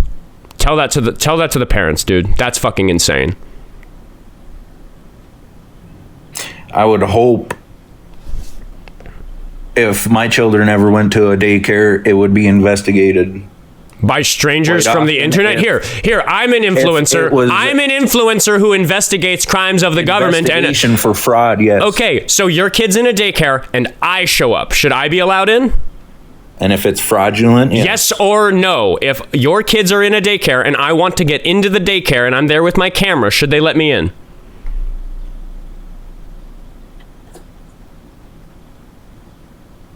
And were there kids there? No. Rules for me, but not for thee. That's your argument. Because Nick Shirley gets to do it, but I don't, and I think I know the reason why. You do too, but you're not intellectually honest enough to admit it on my show, which is why you're going to get kicked soon, because you're clearly dodging. It's clearly obvious that you don't believe in your own answers to these questions. That's why you're so hesitant. That's why you keep getting gagged. That's why there keeps being a pause. That's why you keep having a pause that's much longer than all the other questions that you have a more clear and obvious answer to, because they're not so obviously reprehensible thing to say. But I'm forcing you to say reprehensible things, because using your logic and reasoning requires you to believe reprehensible things, and now you know it, and you're sitting there and made uncomfortable by that fact, which is why you're having a hard time answering these very direct questions about what it would be like if it was your kid in a daycare in your neighborhood. We're talking about where I live. We're talking about my neighbors. We're talking about people that matter to me. But I have a broad enough mindset about human beings that I don't care whether they're my neighbors or yours. I care that they're fucking people, and I care that people get to be secure in their childcare. That to me is so much more important than all of this, that even if a little fraud slipped through the cracks here or there because we wanted to defend this so important thing to parents that they want to make sure their kids are safe from weirders from the internet while they're in their daycares, yeah, there's actually a rate of fraud I consider acceptable if the W we get is that children aren't harassed. And children weren't harassed. There were no children there by your own definition, so... You do recognize that it is a threat to the safety of children in a daycare if we allow strangers who demand to enter into the daycare during its non-operational hours. Yes or no? Why would a daycare open at 2 and o'clock does not answer my question. That was a yes or no question that you were going to answer or get. Be open in the morning. I already answered. No, I already answered. No, stop talking. I'm going to interrupt you. I already pointed out that it was a second shift daycare because people work those hours. So there are daycares. It was not a second shift there daycare. are. It was bullshit daycare that's shut down now. There were no kids going there, so no. No, yes or no? Do you recognize that a person who was shut down because there are no kids actually going there? Bob Dole's getting kicked for being disingenuous. There's no, this is bullshit. I think I got him down a deep, dark enough lane, but he refused to answer yet another yes or no question, which is that yes, a person can be a threat to the kids in the daycare if they barge in unannounced while the kids aren't there. Food is prepared at daycares. There's health and safety concerns here. He could be scoping it out to perform a pew-pewing of that, right? Like, what if somebody wanted to inspect an elementary school a week before? Who knows what their plans are? Like, no, this is fucking nonsense. This is not in consideration of public safety. This is fucking ridiculous. David's back to be called a bitch, but he's second in the queue, so hang tight for that. Araxis sent me $2 on Cash App to say they use fraud to paint a target to direct hate. Yeah, I think that guy just wants strangers to be able to take pictures of these kids, these people's kids for some fucking reason, and that's fucking insane. Mirrorsphere on YouTube for $2 YouTube Super Chat came up with the same thing I did, which is Shirley can't freely walk into a public school. Nope. Why are we doing it when it's a private school? Because that's what a daycare is. It's a private childcare and education establishment, which is what school is. Rap God Thanos is going to say, I don't know, hopefully something more reasonable. Let's take a breath. Go to the link tree in my bio and support the show. Thanks, everybody. How old are you, Rap God Thanos? I apologize. I didn't mean to jump in. W's in the chat for Rap God Thanos. I appreciate you. We're gonna remind David that he's a bitch as he joins the call, because I think that's the meme. But hopefully this is the right David. I'll be upset if it's not. Apologies in advance if this is a different David. Hello, David. How old are you? 59. Why are you crashed already? Well, we already established that you're a bitch. Oh God. Why would you use this language? Here. How about here? You know what? Let's have a clean slate. Let's all forget that David's a bitch. We're going to start over. What would you like to talk about? We'll find out if you're a bitch. Am I a bitch because I don't agree with what you say? I'm sorry. Do you want the clean slate, or do you want to keep talking about the fact that you're a bitch? Oh my God, you are a weak man. I think you're a weak man for caring so much about a soy boy on the internet calling you a bitch. Soy boy on the internet. See how it doesn't hurt my feelings to call myself that? Oh, it shouldn't. Correct. It shouldn't hurt your feelings for me to call you a bitch, but it does, I do it. What does soy boy mean? Give me the definition of that. I think it just means like weakling. I don't actually think I'm a soy boy, but again, do you want the clean slate, or do you want to keep talking about the fact that you're obviously a bitch? This is how you want to debate, I guess. It's fine. I mean, I'm willing to give you the clean slate. We don't have to keep talking about the clear and obvious fact that you're a bitch. We can wipe that slate right off the slate and just we can write that obvious fact right off the slate and just talk about politics. Wait. Why was I a bitch? Because I disagreed with you? No, it's because I called you a bitch and it hurt your feelings. That's the bigger reason why you're a bitch than the reason I said it. Feelings? How did it hurt my feelings? Because you're sitting here unable to wipe the slate clean and have a conversation about politics because you're so stuck on me calling you a bitch. The audience finds it very funny. It's funny? It is pretty funny to us that it offends you the way that it does. Funny? Like Kevin Hart funny? I don't know. I'm not a particular fan of his comedy. I don't use him as a metric for comedy. Do you want to talk about politics or do you want to talk about the fact that you're a bitch? Is Kevin Hart a bitch? Just pick, dude. What are we doing? What's the point of talking to you? You're a child. We don't have to talk about you being a bitch. We could talk about something else. You're literally a child. I'm 30. Yeah, I know. Okay. You're a child. Okay. Okay. You actually do this for a living, and that is insane. You talk to mentally ill people and get money from them. It's insane. Are you mentally ill? What are you doing to help society? Educating the public about how to handle bitches like yourself. Michael Jaska sent me $2 on Cash App to say Michael is still a bitch 1,000%. You are really, really triggered. Hold on. Melanie sent me $5. What did Melanie want to say? David is a bitch, though. Yeah, I agree, Melanie. You're raising money off me. Yeah. David sent me $5 to say once a bitch, always a bitch. Thank you, David. Not you, David. The David that sent me the $5 to call you, David, a bitch. We don't have to talk about you being a bitch. We could talk about politics. Do you want to talk about politics? No, I think you're raising more money with this trope. I'd actually prefer to talk about politics. It'd be more funny to me if we just wiped the slate clean and then showed that you were a bitch again. And that would be an opportunity for you to show that you're not a bitch, but I think you are one. So I'm just going to, we're kind of stuck in this little David is a bitch circle, you know, like. Oh my God. You fucking, that is so funny. Yeah. Yeah. I think it's pretty funny, but I would like to talk about politics. Who else is a bitch? Who else do you think is a bitch? I don't call too many people a bitch. Like, we had Kenzie up and everybody expected me to call her a bitch because she came right after you, but I don't think Kenzie is a bitch. I think that Kenzie's brave. She's strong-headed. She doesn't get her feelings hurt very easily. She's a psychopath, which is a problem, but I would say that Kenzie's definitely not a bitch. In fact, that was really clear to me after I talked to her right after I talked to you, so that made me... Well, no, we could talk about politics if you want. Let me ask you a question. I don't need a 15-minute answer. Sure. Okay? If someone disagrees with you, right, and they don't think what you're saying is accurate and they disagree with it, are they a bitch? Nope, that's not what makes a bitch. Well, what makes a bitch? Getting your precious little feelings hurt in a way that's disruptive to the conversation. My feelings aren't hurt, soy boy. It shows your childishness. Okay. Yeah, just okay. Then if your feelings aren't hurt, can we just drop this David is a bitch topic? Like, that's my opinion. I'm entitled to it. Can we talk about politics? Talking about it. Let's talk about politics then. I'm offering to not talk about it. We don't have to talk about the fact that it's obvious to me that you're a bitch. We can talk about politics instead. Can you do that? Yeah. Is that what we're doing? Sure. Let's wipe the slate clean. I'll forget that you're a bitch. We'll learn it all together again. Can I still call you a soy boy? You can call me whatever you want. Well, that's not true. TikTok TOS has some rules, so just don't break TikTok TOS. But Soy Boy doesn't break TikTok TOS. So you can call me Soy Boy the entire conversation. Won't hurt my feelings. All right. Good, because I like that name.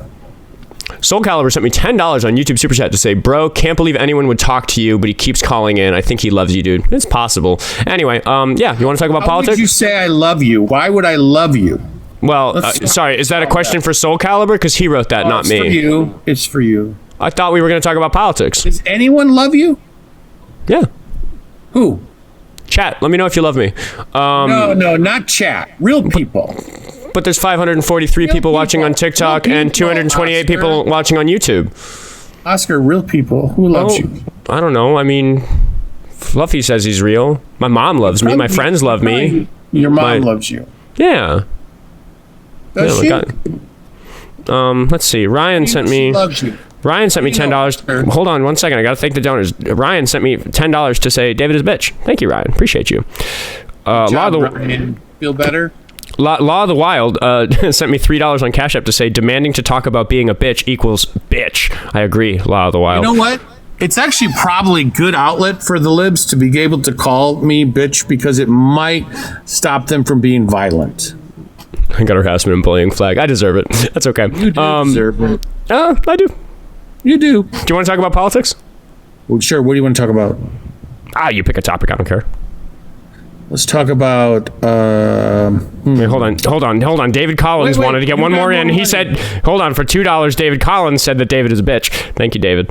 Sorry, politics? It takes the stress off him so he doesn't go out and, commit violence. Wait, this one doesn't refer to you being a bitch at all. Infexus sent me $5 on Cash App to say, I love you, man. Ah, yeah, so many people love me. It's so wonderful. So many more people love me because I run the show. How exciting to get to share in the love with so many people. It's really quite exciting. All right, what's the topic? Let's talk about some politics. Sure, go ahead. You can pick a topic. Let's pick one you're comfortable with. Go ahead. No. I want to know what you want to talk about. I want to give you a good chance to not get your feelings hurt right away. So let's pick one that you're comfortable with. Let's talk about why the Democrats lost to Trump in 24. Let's talk about that. Yeah, I think that has mostly to do with misinformation. I think that there's been a really serious misinformation campaign that has very successfully miseducated the American voting public about the facts of the matter to do with certain hot button issues such as immigration. And it's hard to get into that exact broad topic without having to talk about a bunch of information about this individual topic. So we can do that if you want, but I think that misinformation is the shortest answer I can give. With shorter, more concise answers. We can do that after I read Cordova Lab's donation for $2 on YouTube Super Chat. Hold on, David. 3 to 4 minutes long. David, I just need to thank Cordova Labs for sending me $2 on YouTube Super Chat. They said, I don't get told I'm not real by a bitch. Bitch is what Cordova Labs had to say. Cordova. Okay. Anyway. So let's say that the majority of the population of the United States... Wait, hold on. David sent me another $4 to say David is a bitch. Thank you, David. I think you're about raised enough money on me now.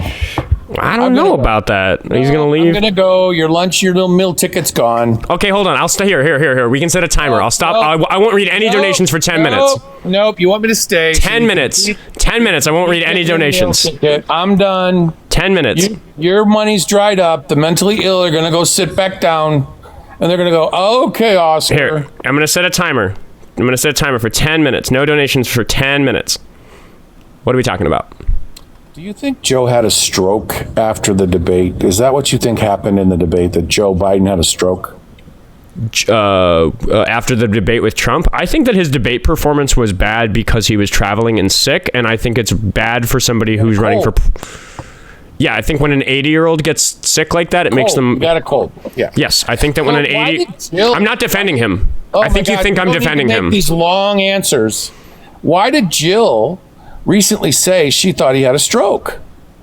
I don't know. I'm not aware of that. He's retired. I don't pay much attention to what he's up to. Not aware of her saying that because she wrote a book. Okay. And she literally said, I thought he had a stroke.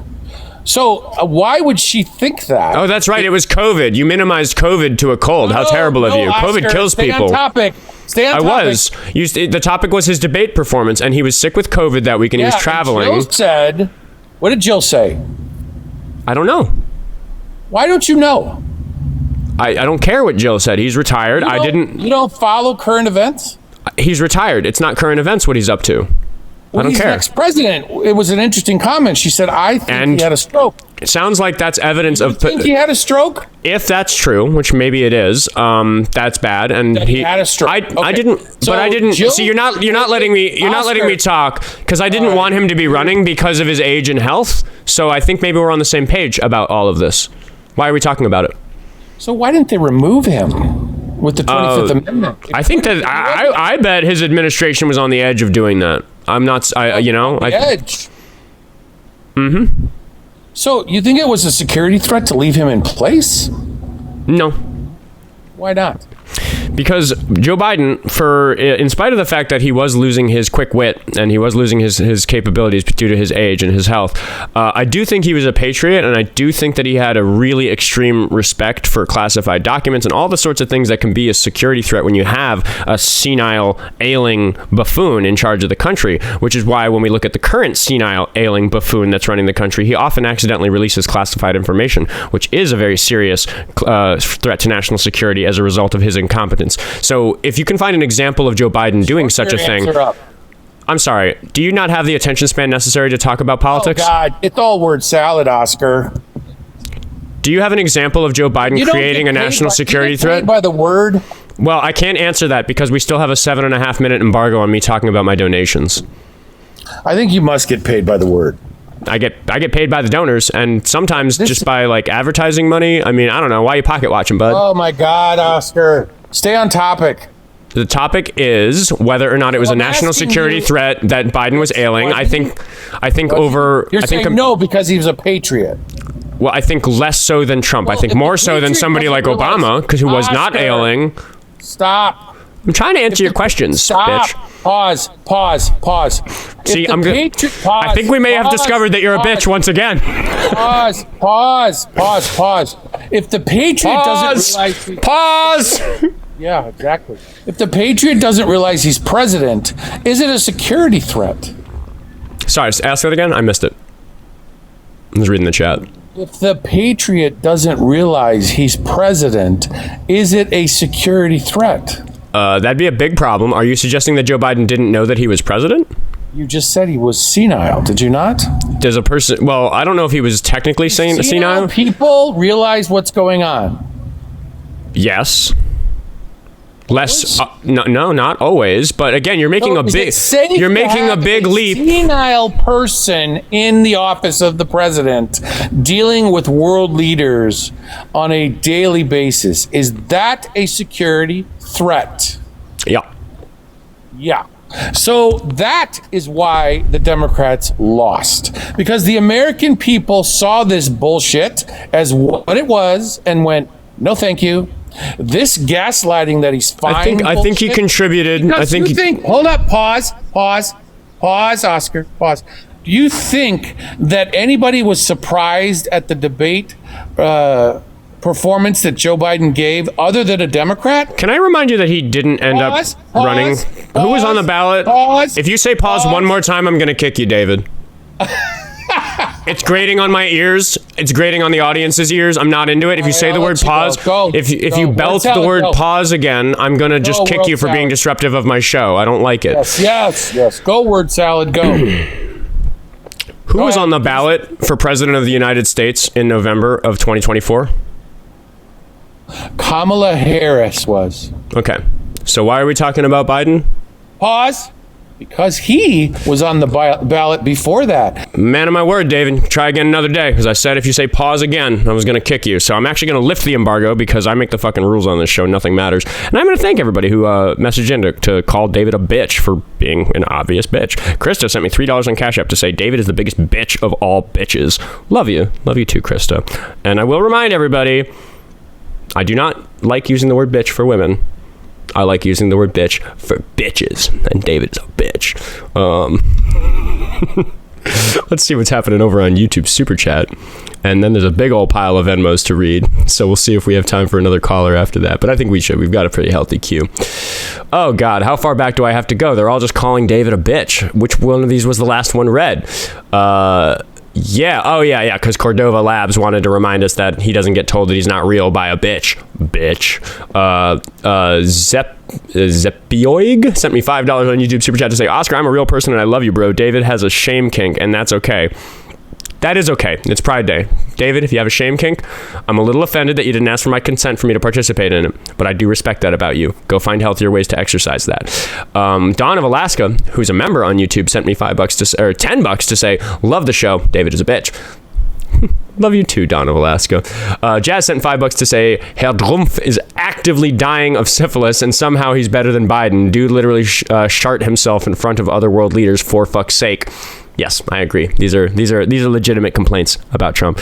If that guy thought that Biden being senile was a problem, I just cannot even imagine how he must feel about Trump.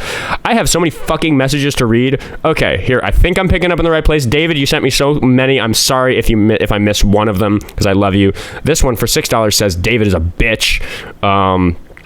Emily sent me $25. Holy shit, Emily, thank you so much. She said, thank you for the giggles. This banter has brought me heart. I know that the childish David is a bitch bit isn't for everyone, so I apologize if you're sitting here cringing on my behalf.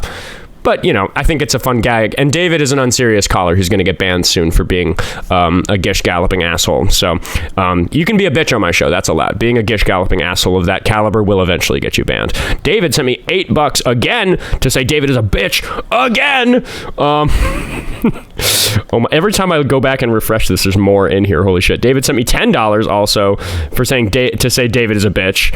David must have been so sad when I stopped reading the donations. Mike, W's in the chat for David for telling us what we all love to hear. For $1, Mike says, I'm a real person, and my love for Oskar burns with the intensity of 1,000 suns, and David is a bitch. Thank you, Mike. I appreciate you. Melanie sent me another $5 to say David is running because he's a bitch. Agreed. No, I actually think he ran by accident because I don't think he had the self-control to not say pause. Let me know in the chat. Was it annoying when he said pause? Like, it was just grating on my ears in a way that I didn't want to allow, given that I'm the person who runs the show and is responsible for keeping it entertaining. Jay sent me $5, $2, something, doesn't matter, to say it's always peak I should call her energy that they always want to talk about. Biden, Kamala, Obama, and Clinton to avoid talking about the current president. Let them go, bro. They've moved on. Yeah, for real. Like, the guy's retired. Can we just fucking chill? He gave his life to public service. Gray sent me $2 on Venmo to say David is still a bitch. Who knew? I think we all did. And that dude sent me $5 on Venmo to say incoming call from Kevin Hart. David is a bitch. Oh, man. I'm starting a David meme because none of the hosts like David. Everybody talks about banning him, just not even because he's so reprehensible. He's just one of those callers that's just such a waste of fucking time that if you're gonna be so unserious, you get unserious Oskar, and unserious Oskar might call you a bitch 50 or 60 times if the chat finds it entertaining. But we are gonna move on. We don't have to keep talking about David being a bitch. So we're gonna talk to Afro-Latina Queen. And we're going to see if that's a debate. Maybe not a debate, depending on the username. But maybe we'll talk to KeemoKaze for a moment. Is KeemoKaze banned? I can't remember. He's in the queue. Chat, mods, let me know if I made a call on banning him. Well, no, because he's on the same account, so probably not banned. Maybe we'll see. We'll see if KeemoKaze can defend his honor, because KeemoKaze, last time he was on, he said that eyewitness testimony was the most valuable type of information. So I listed 10 words and asked him to tell me what the fourth word was, and he failed. Said I was lying, which, the VODs are on YouTube. And then he did it again and failed again. Kronos is back for the ending for $2 on YouTube Super Chat. Thank you, Kronos. W's in the chat for Kronos with a K for making it back for the end of the show. Yeah, Afro-Latina Queen, I think, is probably teacupped and doesn't know they're on the show. So we are going to disconnect them. And I think that was an accidental join.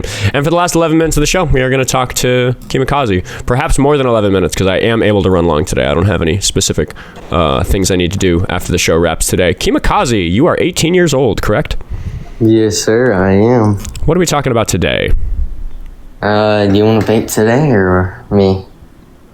Oh, right. The stipulation was that you have to talk to Raven. Raven, I do know you were busy, though. If you're not... Raven's ready? Yeah, I saw your private message, Raven. If you're available. Oh yeah, Raven is available. So we're gonna let Raven take this one.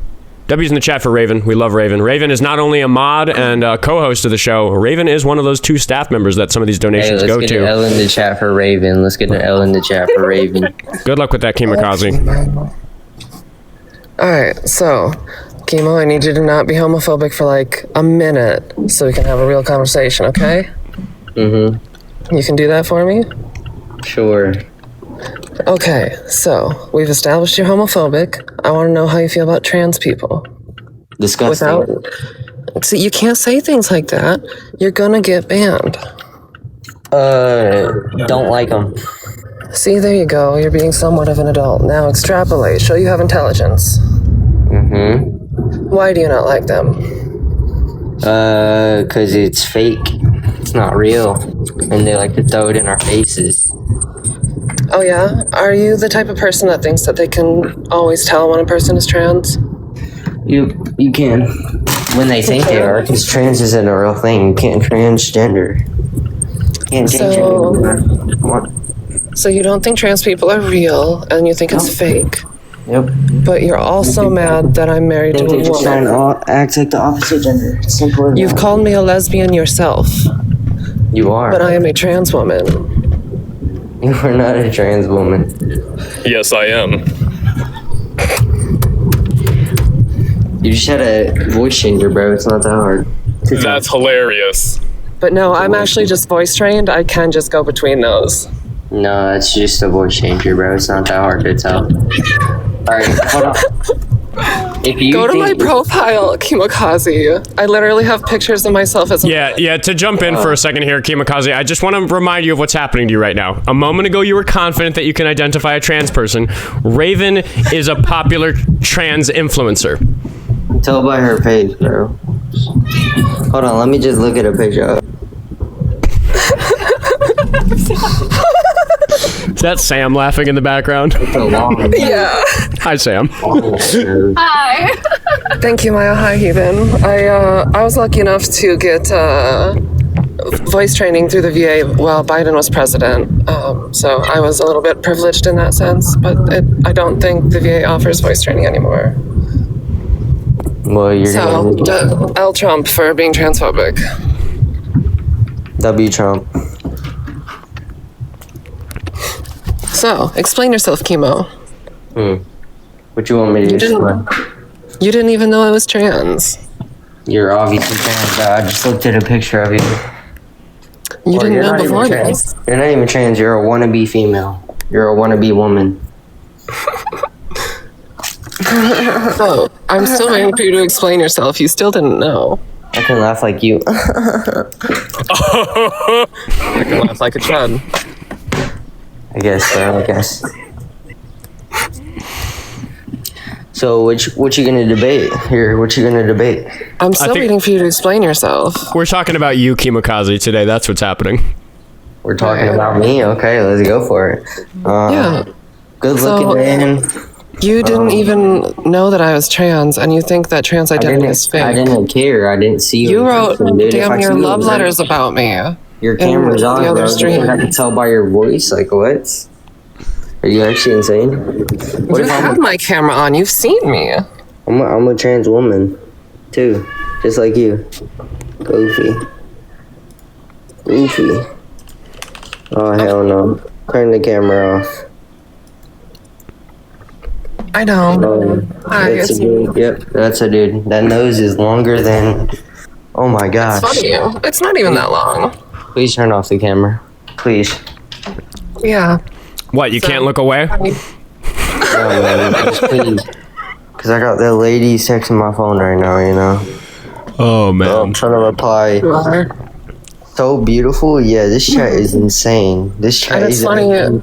I was in my PJs, and then there was frozen water in my neighborhood, so I had to go. So this is me on the floor. Are all these people in your chat y'all's friends or what? Because why is everyone saying beautiful? That is absolutely disgusting. You're big mad, aren't you? Looks like a man to me. I don't know about y'all. Looks like a man to me, though. So let's go back to talking about trans people. So clearly you thought I was attractive before you knew I was trans. No one thought you were attractive. So before you even knew what my genitals were, you were attracted to me, right? No one was So attracted. that goes to show that attraction is based on gender and not genitals. Nobody Although was attracted to you. genitals are a part of attraction, but they're not the You're a base of attraction. chud. You're a chud. No one's attracted to you. Are you just mad because I have a deeper voice than you?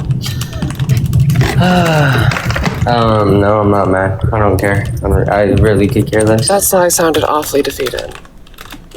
Hey, but I get more bitches than you, so it don't matter. And I am literally married to a woman, and I am polyamorous. Literally married to a woman.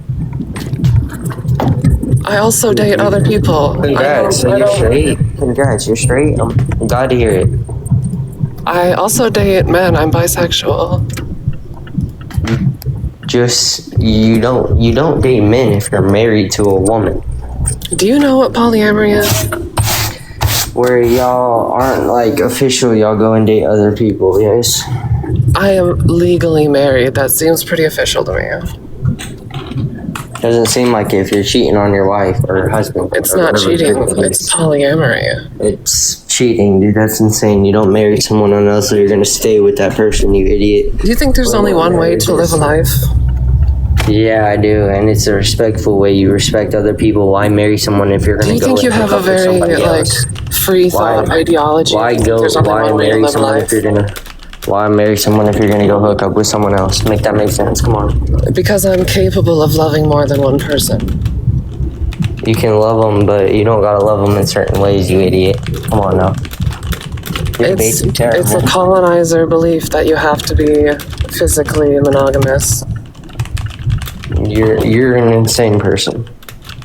I am a free thinker. I think outside the box. You think very rigidly inside of a box that you've been told to believe. That's me, bro. That's me. I think we've demonstrated that clearly. Oh, yeah? But yeah, so that's about all I wanted. We already got the dunk, so... And I won the debate, by the way, so... That's cute.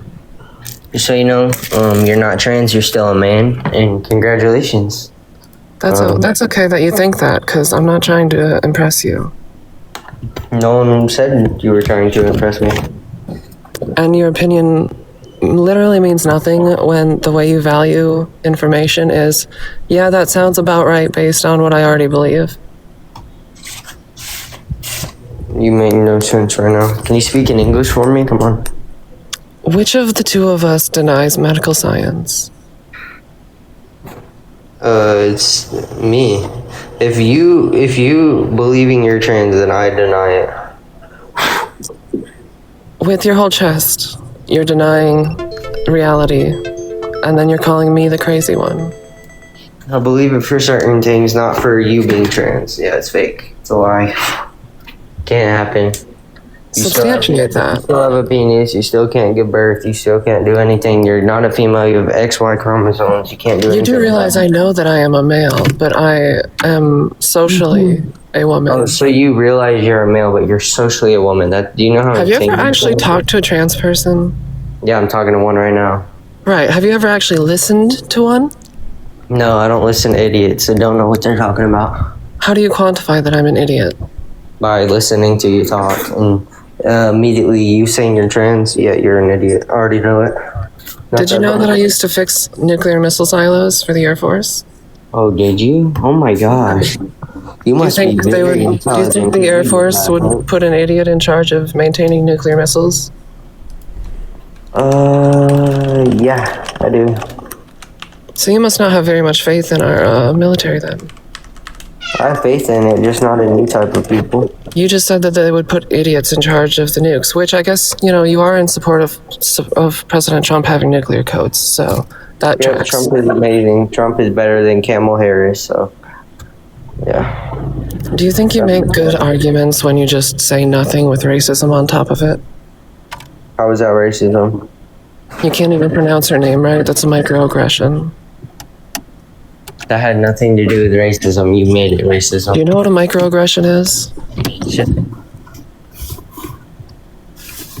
Do you know what So not that's a being no? a trans person is? I'm gonna say that's a no. You don't know what a microaggression is. What was the word? Micro what? Microaggression. I'm gonna try to be nice to you here because you are 18. I don't know what that is. What is that? Oscar, do you want to pull up a definition? For microaggression? So you don't. So you're asking me if I know a word, and you don't even know the word. I am in my neighborhood trying to protect my neighbors currently, and I decided to join a call. So I don't have resources present. A microaggression is a term. A microaggression is a term used for commonplace verbal, behavioral, or environmental slight, whether intentional or unintentional, that communicates hostile, derogatory, or negative attitudes towards members of marginalized groups.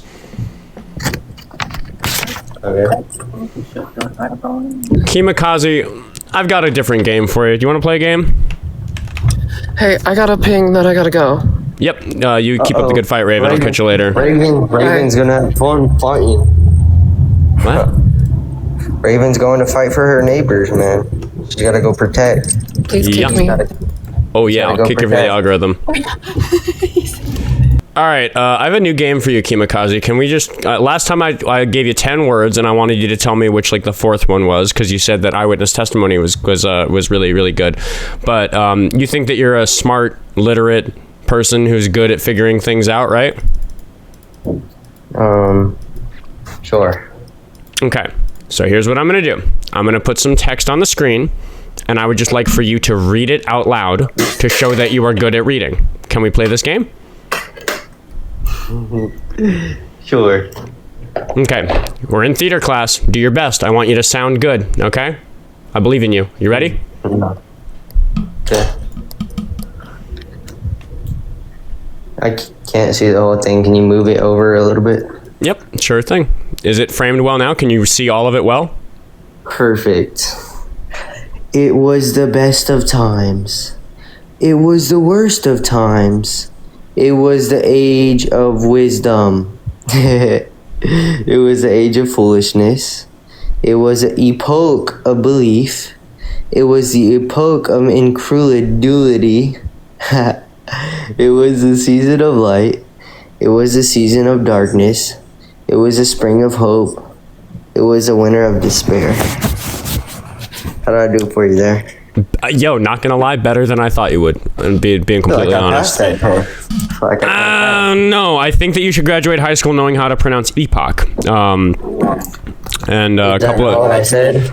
No, you said epoch, and the word incredulity. The VOD's up, dude. People can check what you said. No, that actually went better than I thought. I just like giving you a little test because you always talk about how smart you are. You always talk about how, how like intelligent you are as your metric for how you know that you're. 3.65 GPA. I'm devastated to hear that because I know you pretty well and you don't deserve it. I'm sorry. I don't deserve it, man. Come on.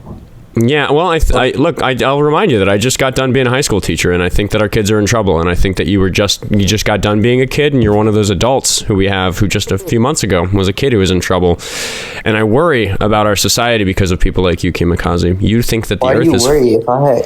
Because you have voting. Because you have voting. You're number 18, bro. You have voting privileges, and you think that we haven't gone to the moon. You think that the Earth is flat. Wait, but why are you worried about me if I'm 18 years of age and I make more money than you do?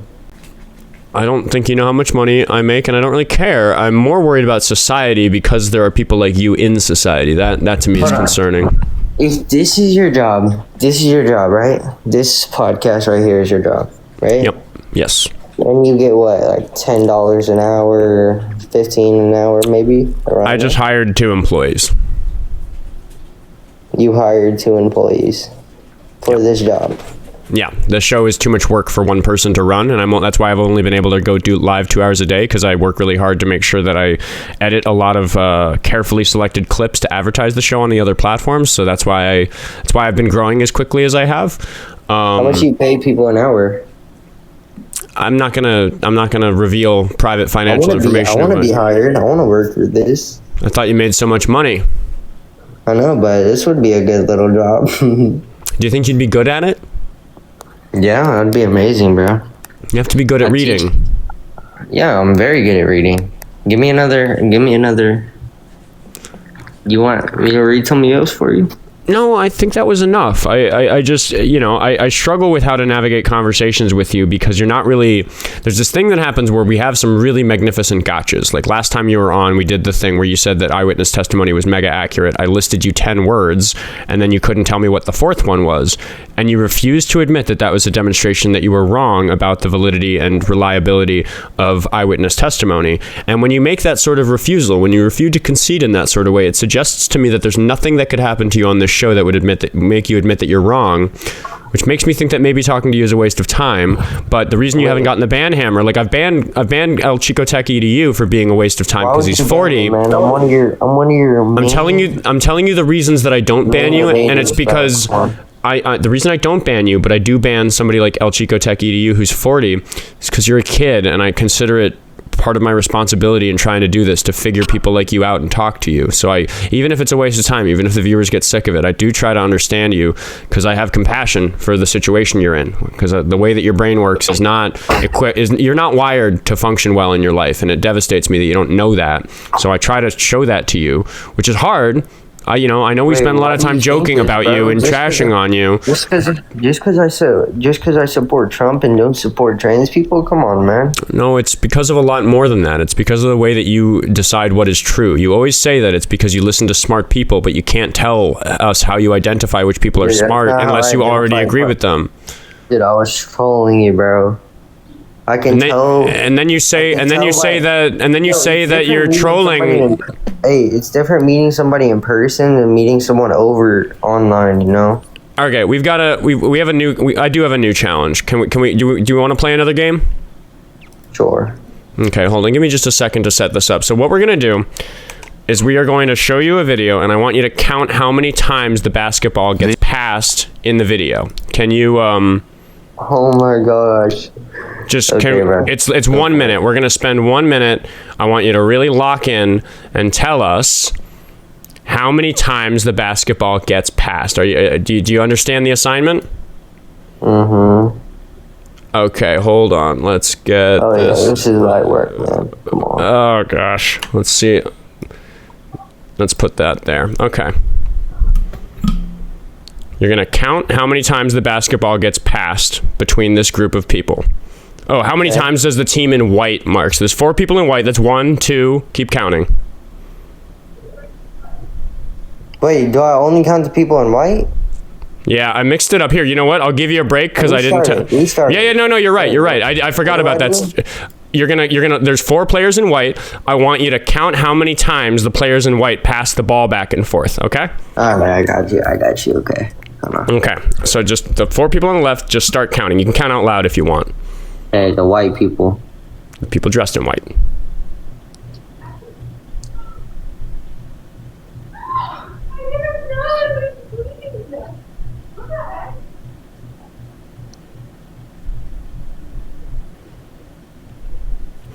Okay. Did you watch the video?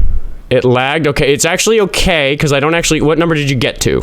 13. Okay. The person who walked through dressed as an animal and was dancing in the middle of frame, what type of animal were they dressed as?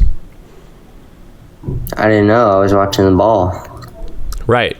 So you just watched this video where roundabout here in the middle, a guy dressed as a bear shows up and starts dancing in the middle of frame. Do you see that?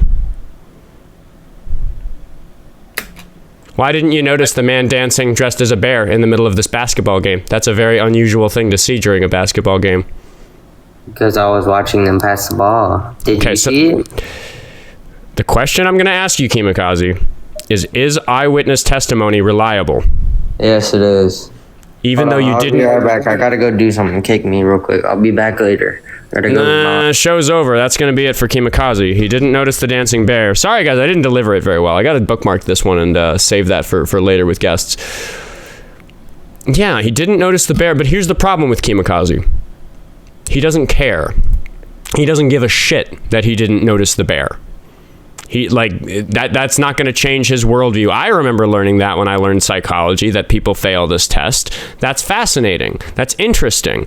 One of the examples I like using is that you can show people there's a study where they showed people a video of a car accident, like a fender bender, and they said, was there any broken glass on the ground? And depending on how they asked, if you ask, was there any broken glass on the ground when the cars bumped into each other, people would accurately report, no, there wasn't any broken glass. But if they asked the question differently and said, same video, different question, was there any broken glass on the ground when the cars smashed into each other? Changing the language into smashed into each other made people pretend that they remembered broken glass. They think in their mind and they see the broken glass there because the cars so violently smashed into each other. And that's just a demonstration of how our memories work, which is why I just don't value eyewitness testimony unless it's cross-corroborated. If 10 people think that they saw the dancing bear was probably there. But if one person says they saw it or didn't, that's just not very meaningful to me. So this is the Oskar Quentin show, where we also learn some stuff along the way. So you learn something about psychology. KeemoKaze didn't, because he doesn't pay attention to this. He doesn't care. He's not going to carry that through his life, and that's why I'm upset by people like him. I learned about that video when I was his age, and to this moment, it has stuck with me as a demonstration of why it is so silly to trust your own vision. KeemoKaze doesn't care. We didn't change KeemoKaze by showing him that video. Just like last week, we didn't change KeemoKaze by demonstrating that if I read 10 words, he can't tell me the 4th one because he doesn't know how his own brain works. And that's Dunning-Kruger to the max. So I'm going to wrap the show on that note, and I'll give you guys a few commercials, which is that we have the evening show in just a few hours, in 7 hours at 7 p.m. Central Time here in the Midwest. That's going to be on YouTube only. So you should go to the link tree in my bio and follow me on all the other platforms, but especially YouTube if you want to watch the evening show, because I just don't want the evening show to be TikTok censored. We had a joke politician on, and that got a real politician to hit me up, because Doug Chapin, who's running for Congress in Minnesota, thank you for the night star. Thank you, Comanche Bansha. Thank you so much. They're scheduled not for tonight. They had to reschedule. So instead, we're going to have Dave the Viking and Conversations from Tennessee, two people who are in the protest space. Go follow them on Instagram. And if you're on the Discord, there's going to be some chat about maybe some stuff we want to talk about with them. You guys have been talking about me wanting to go to Delaney Hall. The show doesn't make quite that much money yet, but we are putting together a travel fund to get me moving around so that I can actually participate in all these different things. Dave the Viking is somebody who's doing a lot of that stuff. Thank you very much for the hat and mustache from who? From Donovan. Thank you, Donovan. So that's happening at 7. And if you're a member, if you're a super fan here on TikTok, if you're a paid member on YouTube, or if you're a paid subscriber on Facebook or Instagram, you'll get access to one of the 4 concurrent streams that will just be me chilling, answering questions, talking, no radio voice, no, this is just actual chill Oskar doing AMA type stuff, hanging out with the members, because I really value the members. I really value what you guys are doing for this project. So that's all happening tonight. Sundays are a very busy day on the Oskar Quentin platform, and then we're going to go back to doing the show 10 to 12 Central Time every single day. One of my other buddies is saying that he'll go to Delaney Hall with me. Travel fund, that's what we're trying to do. So I'll read the donations and I'll get out of your hair because I got some prep work to do. But do make sure you're following me on YouTube for the VODs and all that. And W's in the chat for the mods, W in the chat for the staff, because there's 2 people who now work for the show, W in the chat for the donors, W in the chat for everybody. It's incredible what people are doing to make this show successful. So I'll take a moment to thank those donors and I'll get off the air. Kendall sent me $3 to say MAGA won't give ground on Trump's senility, so debaters shouldn't give an inch on Biden's mental health.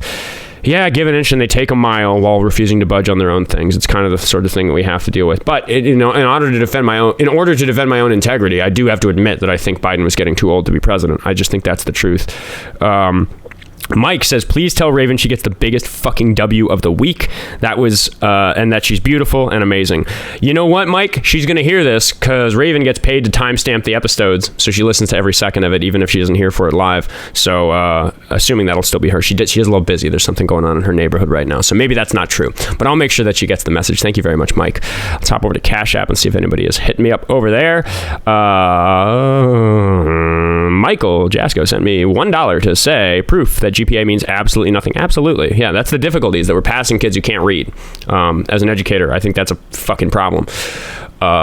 Let's see. Did I get all the way through these YouTube Super Chats? No, I didn't. Because Kronos said, for Raven having to use a dead voice for $2. Yeah, thank you, Kronos.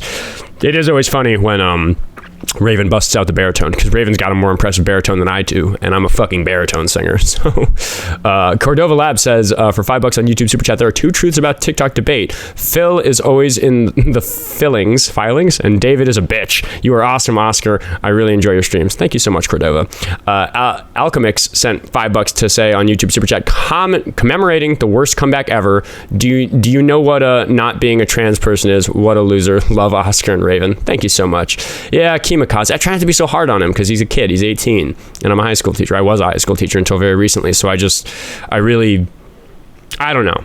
Like, I know it's entertaining, and he is an adult, so we can, I can give him a figurative punch on the shoulder about some of his sillier beliefs. But, for the most part, I really just try to understand him, because that is the voting block. He's going to vote for 60 years or something.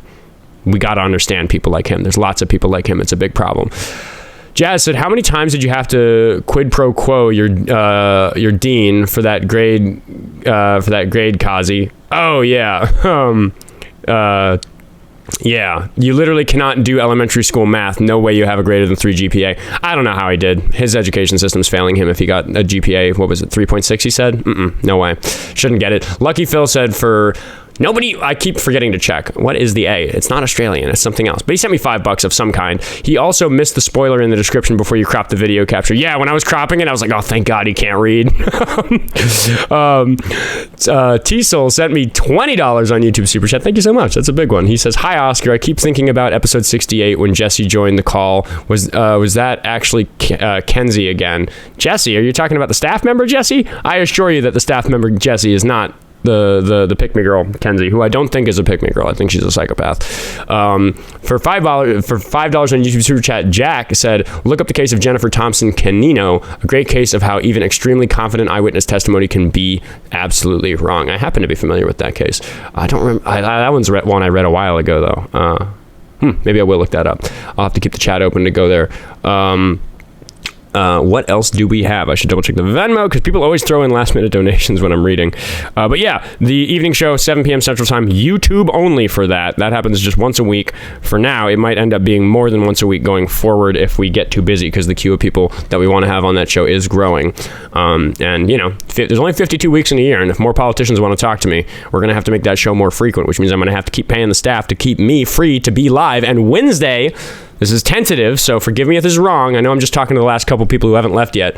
Wednesday is the plan for Wednesday is to be that'll be the first day where I have a live producer in the room with me. It's not going to be every day that I have that, but on Wednesday we plan for me to have that. One of the staff members is coming in, so I'm gonna try to stream for longer. We're gonna try to do a 3-hour day that day. For now, I think that's it. I'll see you guys tomorrow. 10 o'clock Central Time. No, I'll see you tonight at 7 o'clock Central Time on YouTube only. But I'll also see you tomorrow. And members only after that. Ask me some questions. Let's hang out. Goodbye, TikTok, and goodbye, YouTube.